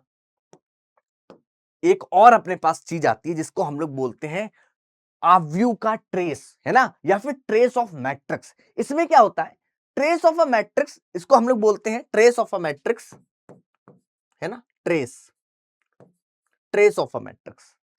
तो अगर कोई अपने पास मैट्रिक्स है इस प्रकार से, है ना, और अगर ट्रेस आपसे पूछा जाए कि भाई साहब इस मैट्रिक्स ए का ट्रेस बताइए, तो ट्रेस ऑफ ए जो होगा वो क्या होगा, जितने भी विकर्ण में उपस्थित अपने पास तत्व हैं उन सबका जो योग होता है उसी को हम लोग क्या बोलते हैं, ट्रेस बोलते हैं, ट्रेस ऑफ अ मैट्रिक्स बोलते हैं। तो ट्रेस आव्यूह का ट्रेस क्या, एक वर्ग आव्यूह के प्रमुख विकर्ण अवयव का योग, प्रमुख विकर्ण अवयव का जो योग होता है ना, आव्यूह का ट्रेस केवल वर्ग आव्यूह के मामले में पाया जाता है, केवल वर्ग आव्यूह के मामले में पाया जाता है, क्योंकि विकर्ण अवयव केवल वर्ग अपने पास जो है, क्योंकि विकर्ण अवयव केवल वर्ग आव्यूह में ही मौजूद होते हैं। ठीक है ना भाई साहब, तो ये अपने पास क्या हो गया, आव्यूह का ट्रेस। अगर ये जो मुख्य विकर्ण अवयव है इनका जो योग होता है इसी को आप क्या बोलते हो, ट्रेस, है ना, इसी को क्या बोलते हो, ट्रेस। किसी मैट्रिक्स, किसी आव्यूह का जो ट्रेस होता है विकर्ण अवयव का, ये अपने पास यहां पर होता है। ठीक है ना, आइए नेक्स्ट और देख लेते हैं भाई साहब। यहां पर आव्यूह के कुछ और प्रकार हैं जिनके ऊपर हमें चर्चा करनी है ना, जिन्हें हम सीखना चाहिए, जानना चाहिए, उनके बारे में जरा देख लेते हैं फटाफट से, है ना। क्या है जरा देखो, सबसे पहले आता है अपने पास सम्मित आव्यूह, इंपॉर्टेंट है ना, इंपॉर्टेंट, सम्मित आव्यूह इंपॉर्टेंट, है ना। ये क्या होता है, अगर भाई साहब अगर अपने पास कोई आव्यूह है, अगर भैया कोई अपने पास आव्यूह है ना, जो कि इस प्रकार से है कि उसका जो ट्रांसपोज है ना, यानी परिवर्त है, वो खुद के बराबर है, उसका जो ट्रांसपोज है वो अगर खुद के ही बराबर है, ट्रांसपोज करने से खुद ही वही आव्यूह आ जा रहा है, तो इसको आप लोग बोलते हो सम्मित आव्यूह, या फिर अंग्रेजी में इसको बोलते हो सिमेट्रिक मैट्रिक्स। क्या बोलते हो, सिमेट्रिक मैट्रिक्स बोलते हो। ठीक है ना, फिर आता है विषम सम्मित आव्यूह। एक विषम सम्मित आव्यूह एक ऐसा आव्यूह होता है जिसको हम लोग बोलते हैं स्क्यू सिमेट्रिक मैट्रिक्स, है ना। इसका ट्रांसपोज अगर अपने पास करते हो तो -1 के इक्वल आ जाता है, माइनस एक इक्वल आ जाता है। इसको आप क्या बोलोगे, इसको आप क्या बोलोगे, इसको आप क्या बोलोगे बेटे, क्या बोलोगे, स्क्यू सिमेट्रिक आव्यूह, है ना, स्क्यू सिमेट्रिक, या फिर आप इसको बोलते हो विषम सममित आव्यूह। क्या बोलोगे, विषम सममित आव्यूह। ठीक है, अब यहां पर देखो एक और आता है, ये दो इंपॉर्टेंट है, सबसे ज्यादा इंपॉर्टेंट। ठीक है, इन पे बेस्ड क्वेश्चंस भी आपको देखने को मिलेंगे। ठीक है, इन पे बेस्ड क्वेश्चंस भी आपको देखने को मिलेंगे, क्योंकि आप किसी भी आव्यूह को, आप किसी भी आव्यूह को, है ना, सममित और विषम सममित आव्यूह के रूप में आप उसे प्रदर्शित कर सकते हो, है ना। आगे आने वाले हम सवालों में इसके ऊपर चर्चा कर रहे होंगे। ठीक है, चलिए, ऑर्थोगोनल आव्यूह, ऑर्थोगोनल आव्यूह क्या होता है बेटे, अगर अपने पास, अपने पास ए डैश या फिर ए डैश इंटू ए, आप समझ रहे हो, ए डैश का मतलब होता है परिवर्त, ऐसा करने से आइडेंटिटी यानी तत्समक आव्यूह अगर आपको मिल जाए, मल्टीप्लाई करने से किन्हीं दो आव्यूहों का जिसमें ए है और ए डैश, मल्टीप्लाई करने से वापस से तत्समक आव्यूह अगर आपको मिल जाता है, तो ऐसा आव्यूह ऑर्थोगोनल आव्यूह कहलाता है। क्या कहलाता है, ऑर्थोगोनल। इसके बाद आता है वर्गसम आव्यूह, जिसको आइडम्पोटेंट भी कहते हैं। अगर किसी का वर्ग करने से वापस से ए आ जाए, तो इसे हम लोग बोलते हैं आइडम्पोटेंट। अंतर्विलीन आव्यूह, अगर ए स्क्वायर करने से आई आ जाए, है ना, इसको हम लोग बोलते हैं इनवॉलेंट्री अंग्रेजी में। ठीक है ना, अंतर्विलीन अपने पास आव्यूह कहा जाता है। फिर इसके बाद ऊपरी त्रिकोण आव्यूह, एक वर्ग आव्यूह जिसमें विकर्ण के नीचे के सभी तत्व शून्य हो। विकर्ण के नीचे के सभी तत्व मतलब, माने आप समझो, विकर्ण अगर अपने पास है ना, 1 2 3, तो इसके नीचे के जो अगर अपने पास तत्व हैं, अगर आप देख रहे हो, ये सभी क्या है, शून्य, बाकी सब में कुछ ना कुछ नंबर है। ठीक है, हाँ, और उसके नीचे के अपने पास सभी तत्व क्या है, शून्य। ये देखो 3 अपने पास यहां पर विकर्ण के, तो इसको हम लोग बोलते हैं ऊपरी त्रिकोणीय आव्यूह। ठीक है ना। इसके बाद एक नेक्स्ट आता है अपने पास निम्न त्रिभुजाकार आव्यूह। ठीक है ना, इसमें क्या होता है, विकर्ण के ऊपर के सभी तत्व, विकर्ण के ऊपर के सभी तत्व अपने पास क्या होते हैं, शून्य होते हैं। ठीक है, हाँ, विकर्ण के ऊपर के सभी तत्व शून्य होते हैं। फिर अव्युत्क्रमणीय आव्यूह, एक वर्गाकार आव्यूह को अव्युत्क्रमणीय आव्यूह कहा जाता है जब उसके डिटरमिनेंट की वैल्यू यानी उसके सारणिक की वैल्यू अगर अपने पास यहां पर कितनी हो जाए, 0 हो जाए। और व्युत्क्रमणीय आव्यूह जिसमें अपने पास यहां पर जिसका निर्धारक शून्य नहीं है, ठीक है ना, जिसके डिटरमिनेंट की वैल्यू अपने पास 0 ना आए, उसको व्युत्क्रमणीय आव्यूह बोलते हैं। और अव्युत्क्रमणीय आपको यहां पर बता ही दिया गया है। ठीक है ना, तो ये आव्यूह के प्रकार में ही थे, जो बच्चे हुए थे वो मैंने आपसे यहां पर डिस्कस कर लिए। सबसे ज्यादा इंपॉर्टेंट भाई साहब ये दो आव्यूह थे, सबसे ज्यादा इंपॉर्टेंट ये दो आव्यूह, है ना। इनकी प्रॉपर्टी आपको ध्यान रखनी है। सममित आव्यूह वो होता है अगर ट्रांसपोज करने से ए आ जाता है, ट्रांसपोज और ये ए आपस में बराबर है, तो भाई साहब सम्मित हो गया। विषम सम्मित आव्यूह अगर ट्रांसपोज किसके इक्वल हो जाएगा, -a के इक्वल हो जाएगा, तो ये विषम सम्मित आव्यूह आपका कहलाता है। ठीक है ना, तो ये बातें हमने चर्चाएं कुछ कर ली, है ना। हाँ जी, बहुत बढ़िया, बहुत अच्छी बात है। इन चर्चाओं में बहुत मजा आया भाई साहब, और देख लेते हैं भाई साहब, जबरदस्त तरीके से, जबरदस्त तरीके से, है ना। चलिए, अच्छा, एक इंपॉर्टेंट प्रॉपर्टी आपको और बता देता हूं। एक इंपॉर्टेंट प्रॉपर्टी देखो, यहां पर जो भी बातें हमने डिस्कस करी थी, है ना, किसकी, गुणन की, वो देखो यहां पर लिखी हुई है। ठीक है ना, ये आपको नोट्स में यहीं पर मिल जाएंगी, नोट्स में आपको यहीं पर दे दूंगा। ये सब सहचर नियम, है ना, वितरण नियम यहां पर सब मेंशन है। लास्ट एक इंपॉर्टेंट कि अगर आप किसी तत्समक आव्यूह का किसी मैट्रिक्स में मल्टीप्लाई करते हो, तो वापस से वही मैट्रिक्स आपको मिल जाएगी, वापस से वही आव्यूह मिल जाएगा। चाहे आई ए करो, आई इंटू में ए करो, चाहे ए इंटू में आई करो, आपको क्या मिलेगा, ए ही मिल जाएगा। ये इंपॉर्टेंट है, याद रखिएगा। बस कोटि आपस में आई और ए की, यानी तत्समक की और उस आव्यूह की, ये बराबर होनी चाहिए, ये बराबर होनी चाहिए। ठीक है ना भाई साहब, बहुत अच्छी बात है। आइए कुछ इंपॉर्टेंट क्वेश्चंस दो चार हम लोग यहां पर लगा लें फटाफट से। जैसे यहां पर क्या बोला गया, एमपी बोर्ड 2022 का क्वेश्चन है, और हमसे बोला गया इसकी वैल्यू, इसको सरल करो। कॉस थीटा के अंदर मल्टीप्लाई करना है सबसे पहले ये इस मैट्रिक्स में। तो आप देख रहे हो ये अपने पास क्या हो जाएगा, कॉस स्क्वायर थीटा, ये हो जाएगा sign theta into cos theta, ये हो जाएगा माइनस का sine theta into cos theta. यहां पर भी आप देखो ये हो जाएगा कॉस स्क्वायर थीटा। ठीक है, ये प्लस साइन स्क्वायर थीटा। ठीक है, और ये अपने पास क्या हो जाएगा, ये अपने पास क्या हो जाएगा, माइनस का sine theta into cos theta. यहां पर आप देखोगे sine theta into cos theta, ये साइन स्क्वायर थीटा। अब इनको ऐड कर दो तो cos square theta plus sine square theta बन गया। बेटे ये sine theta into cos theta minus का sine theta into cos theta अपने पास क्या हो जाएगा, जीरो हो जाएगा। ये साइन थीटा कॉस थीटा, ये साइन थीटा, ये जीरो हो जाएगा। यहां पर ये क्या हो जाएगा, sign square theta plus cos square theta. और बेटे आप लोग बचपन से पढ़ते हुए आ रहे हो, sign square theta plus cos square theta अपने पास क्या होता है बेटे, 1 होता है। 1 0 0 1। और आप ध्यान से देखो, ये अपने पास 2 क्रॉस 2 की एक वर्ग वर्ग अपने पास आव्यूह, और साथ ही साथ ये तत्समक आव्यूह, यानी ये अपने पास क्या है, I2 है बेटे। क्या हो गया, I2 है, जिसका ऑर्डर अपने पास 2 है, तत्समक आव्यूह है अपने पास, आइडेंटिटी मैट्रिक्स अपने पास यहां पर बन गई। ये एमपी बोर्ड का अपने पास क्वेश्चन था भाई साहब, जबरदस्त तरीके से एमपी बोर्ड का क्वेश्चन था भाई साहब, ठीक है ना। हाँ, इसको ध्यान रखिएगा फटाफट से। चलिए, बहुत अच्छी बात है, बहुत अच्छी बात है। अब एक और क्वेश्चन लगाते हैं, एक और क्वेश्चन लगाते हैं। जैसे यहां पर क्या बोला गया, मान लीजिए x, y, z और w तथा p क्रमशः जो अपने पास क्या लिखी, कोटियों के आव्यूह हैं। सही उत्तर चुनिए।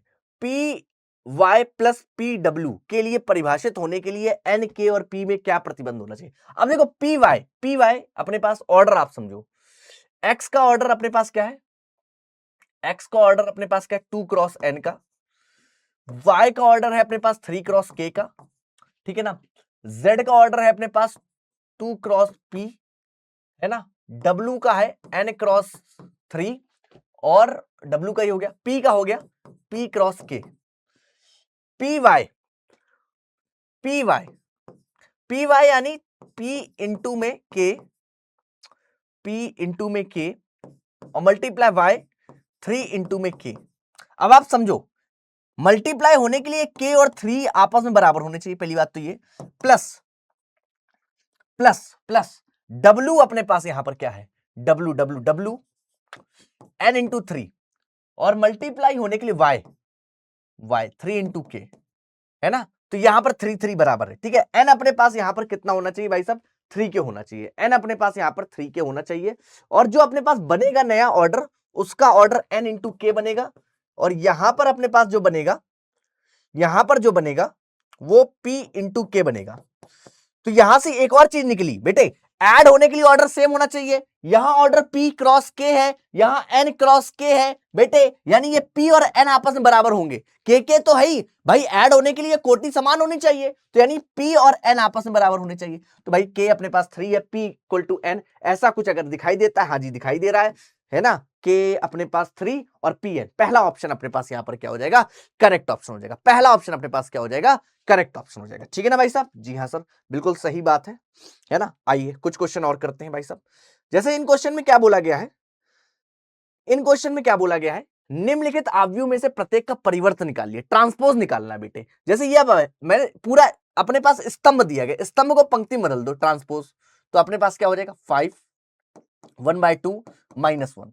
यहां पर आप देखोगे भाई साहब 1 2 -1, अब ना मैंने इस स्तंभ को पंक्ति में, इस स्तंभ को फिर से पंक्ति में, फिर यहां पर आओ, ये पूरा स्तंभ निकाला, पंक्ति में लिख दिया, ये पूरा स्तंभ पंक्ति में, ये पूरा स्तंभ पंक्ति में, ये लीजिए, ये लो, ठीक है ना भाई, समझ में आया, क्लियर हो गया। चलिए बहुत अच्छी बात है, बहुत बहुत बहुत बहुत बहुत बहुत बहुत बहुत ही बढ़िया, ठीक है। तो इस प्रकार से आप बहुत आसानी से इन सारी चीजों को कर सकते हो बिना किसी दिक्कत के, है ना, और बिना किसी समस्या के, ठीक है, बहुत बढ़िया। आ जाइए और देख लेते हैं क्वेश्चंस, और क्वेश्चंस देख लेते हैं। जैसे यहां पर क्या बोला गया है, समझिएगा इस क्वेश्चन के अंदर कि अपने पास a प्लस ए डैश किसके इक्वल है, आई के, मतलब cos alpha minus sine alpha, ये हो जाएगा साइन अल्फा, ये कॉस अल्फा, प्लस लगा दिया किसके भाई साहब, ये cos alpha minus sine alpha. भाई साहब मैं इसका ट्रांसपोज लिख रहा हूं, इसको उठाया, इसको उठाया, है ना, और इधर पॉजिटिव का चलो लिख दिया साइन अल्फा, फिर इसको उठाया, है ना, इसको उठाया, और ये अपने पास साइन अल्फा कॉस अल्फा, भैया इनको जोड़ा, 2 cos अल्फा, ये अपने पास क्या हो गया 0, ये भी 0, ये 2 cos अल्फा किसके इक्वल, I0 0 1, ठीक है ना। यहां पर आई का मतलब क्या है, आई का मतलब क्या है बेटे, तत्समक आव्यूह। ऑर्डर कितना होगा, जितने का ये उतने का तो ऑर्डर होगा भाई साहब। कंपेयर करोगे 2 cos अल्फा 1 के इक्वल, तो यहां पर cos अल्फा किसके इक्वल हो जाएगा, 1/2 के इक्वल बेटे। भैया किसकी वैल्यू होती है, cos अल्फा 1/2, कितने डिग्री की वैल्यू होती है, तो आपको निकल के आएगा भाई साहब उत्तर। जल्दी से बता दो, जल्दी से बता दो बेटे, बेटे मेरे राजा बेटा, मेरे राजा बेटा, ये तो कर ही लोगे, अब तो निकाल ही लोगे बेटे, कितने डिग्री की वैल्यू होती है, ये तो तुम्हें होमवर्क में देता हूं, देखता, और कमेंट में बता दीजिएगा सर इतनी वैल्यू होती है, जल्दी से जल्दी से जल्दी से कमेंट में बताइएगा, है ना। हाँ, जरा भी चालाकी नहीं चलेगी आपकी, ठीक है भाई साहब। चलिए बहुत बढ़िया, बहुत बढ़िया, और आ जाइए भाई साहब, और आ जाइए फटाफट से। एक क्वेश्चन और आता है, एक क्वेश्चन अपने पास और आता है, एक क्वेश्चन अपने पास, एक क्वेश्चन और आता है, एक क्वेश्चन और आता है। हाँ जी, और देख लेते हैं। एक जब हम लोग बात कर रहे थे किसकी, इसकी बात कर रहे थे, है ना, सममित आव्यूह और विषम सममित आव्यूह की, ठीक है ना। तो यार कई बार क्वेश्चन आप देखोगे बोर्ड्स में, है ना, आ जाता है कि भाई साहब किसी आव्यूह को आप लोग सममित और विषम सममित दोनों के रूप में दर्शाइए। तो तरीका क्या होता है बेटे, अपने पास तरीका क्या होता है कि कोई भी आव्यूह है, जैसे ए आव्यूह है, उसको आप P प्लस क्यू, जहां पर Q अपने पास क्या है सममित और Q क्या है विषम सममित, बट इसकी वैल्यू क्या होगी, तो P जो होगा बेटे, P जो होगा वो 1/2 A प्लस ए अपने पास ट्रांसपोज के इक्वल होता है, और जो Q होता है बेटे, जो कि विषम सममित को दर्शाता है, वो A माइनस ए ट्रांसपोज के अपने पास यहां पर इक्वल होता है बेटे, ठीक है ना। ये अपने पास है, इस चीज को आपको ध्यान में रखना है ना। तो सर मतलब कैसे, सर क्वेश्चन कैसे आता है, आओ इसके ऊपर चर्चा कर लेते हैं। क्वेश्चन कैसे आता है इसके ऊपर थोड़ी सी चर्चा कर लेते हैं। जैसे क्वेश्चन अपने पास आ जाए, फॉर एग्जाम्पल ये क्वेश्चन देखिए, ये क्वेश्चन देखिए क्या बोला गया है, ये आव्यूह है अपने पास बी को एक सममित और एक विषम सममित आव्यूह के योग के रूप में व्यक्त करिए। योग के रूप में आपको व्यक्त करना है, माने सममित का और विषम सममित का योग आपको करना है। अब आप समझो, यहां पर हमने क्या किया, ये योग ही तो हो रहा है, यहां पर ये सममित है, यहां पर ये अपने पास क्या है सममित आव्यूह है, यहां पर ये क्या है सममित आव्यूह है। ये जो P है, P किसको दर्शा रहा है सममित को, और ये किसको दर्शा रहा है विषम सममित को, और उनका योग हो रहा है ना। तो आपको क्या करना है, ट्रांसपोज निकालना है, एक बार ऐड करना है, 1/2 से डिवाइड कर देना है, बस सीधा सा इतना सा काम कर देना है भाई साहब, बस सीधा सा इतना सा काम कर देना है। कहां गया भाई साहब क्वेश्चन, ये देखिए भाई साहब ध्यान से, ठीक है। तो माने अब ये बी है, इसका आप क्या निकालोगे, बी ट्रांसपोज निकालना। सबसे पहला 2 - 1 1 -2 और 3 -2 -4 4 और माइनस का 3, ये लीजिए। अब आपको क्या करना है, आपको इनको ऐड करना है, माने B plus B transpose add करोगे, इनको ऐड करोगे तो देखोगे आप भाई साहब ऐड होगा तो 4 आ जाएगा, यहां पर माइनस का 3 अपने पास आ जाएगा, है ना, माइनस का 3 माइनस ये भी -3 हो जाएगा बेटे, ठीक है। -2 माइनस अपने पास यहां पर कितना हो जाएगा 1 माइनस का 3 हो जाएगा, ठीक है। और ये 3 3 अपने पास 6 हो जाएगा बेटे, ठीक है। -2 और ये अपने पास यहाँ पर 2 बचेगा, ये माइनस का 4 और ये अपने पास माइनस का 3 बचेगा, ठीक है। ये 4 ये अपने पास 2 बचेगा, ये -3 माइनस का अपने पास कितना बचेगा 6 बचेगा, ये लीजिए। और 2 से डिवाइड कर दो, फिर आपको क्या कर देना है 2 से डिवाइड कर देना, सीधे सीधे 2 से डिवाइड कर देना है ना, या उसमें आप कर सकते हो लास्ट में, बाद में कर सकते हो। और फिर आपको क्या करना है बी माइनस बी ट्रांसपोज। अब यार माइनस तुम कर रहे हो, अब यार माइनस तुम कर रहे हो, तो क्या हो जाएगा यहां पर तुम ध्यान से देखना, तो 2 माइनस अपने पास 2 कितना हो जाएगा 0 हो जाएगा, ठीक है ना। ये -2 ये प्लस अपने पास माइनस का अपने पास कितना बचेगा 1 बचेगा, ये अपने पास कितना हो जाएगा माइनस का 4 और ये माइनस अपने पास 5 आ जाएगा, ठीक है। -1 और ये प्लस अपने पास कितना हो जाएगा 2, तो ये 1 बचेगा। ये 3 है -3 अपने पास 0, ये -2 सॉरी 4 प्लस अपने पास यहां पर कितना हो जाएगा 6 हो जाएगा, ओके। फिर इसके बाद नीचे आएंगे 1 प्लस अपने पास यहां पर 4 5 हो जाएगा, ये हो जाएगा अपने पास माइनस का 2 माइनस अपने पास 6 हो जाएगा, और ये अपने पास माइनस का 3 प्लस अपने पास ये 0 हो जाएगा, ये लीजिए। और डिवाइडेड बाई 2 कर देना है, फिर आपको क्या करना है, डिवाइडेड बाई, लास्ट में आप डिवाइडेड बाई 2। तो कहीं पर भी भाई साहब जैसे 2 से डिवाइड हो रहा है तो 2 से डिवाइड हो जाएगा, वरना 3/2 हो जाएगा, 3/2 हो जाएगा, 3/2 हो जाएगा, है ना। ऐसे इसमें भी हो जाएगा। अब बस इनको आपको जोड़ के लिख देना है, इनको आपको जोड़कर लिख देना है, माने किसको, b plus b transpose bye 2 को, है ना, या 1/2 आगे लिख सकते हो, प्लस अपने पास b माइनस ये अपने पास बाय 2 को, और इक्वल टू ये किसके हो जाएगा, b, जहां पर ये अपने पास सममित और ये अपने पास विषम सममित, इसको दर्शाएगा। ये अपने पास विषम सममित को अपने पास दर्शाएगा।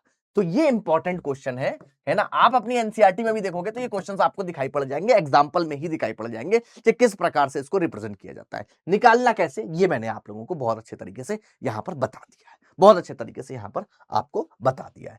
ठीक है, तो आज के लेक्चर में भाई साहब हमने बहुत सारी चीजें यहां पर कवर करी, बहुत सारी बातें यहां पर हमने सीखी। आप व्यू का बिल्कुल एक बेसिक जो बातें हैं, है ना, आज की अगर स्टार्टिंग से देखा जाए तो भाई साहब हमने सब कुछ कवर कर लिया है। ठीक है, जितनी भी इंपॉर्टेंट बातें थी लगभग हमने सारी यहां पर कवर कर ली है ना। कम से कम ड्यूरेशन में हमने यहां पर कवर कर लिया। होमवर्क आपके पास ये भाई साहब, आपको एनसीईआरटी की अच्छे तरीके से प्रैक्टिस कर लेनी है, अच्छे तरीके से प्रैक्टिस कर लेनी है, पहले एग्जाम्पल्स और फिर उसके बाद एक्सरसाइज की तरफ आपको जाना है। ठीक है ना गाइस।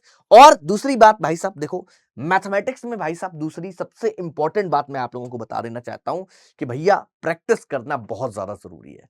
प्रैक्टिस आप जितनी ज्यादा करोगे उतना ज्यादा बढ़िया रहेगा, है ना। तो मचाएंगे, ओएमजी गैंग मचाएगी ना।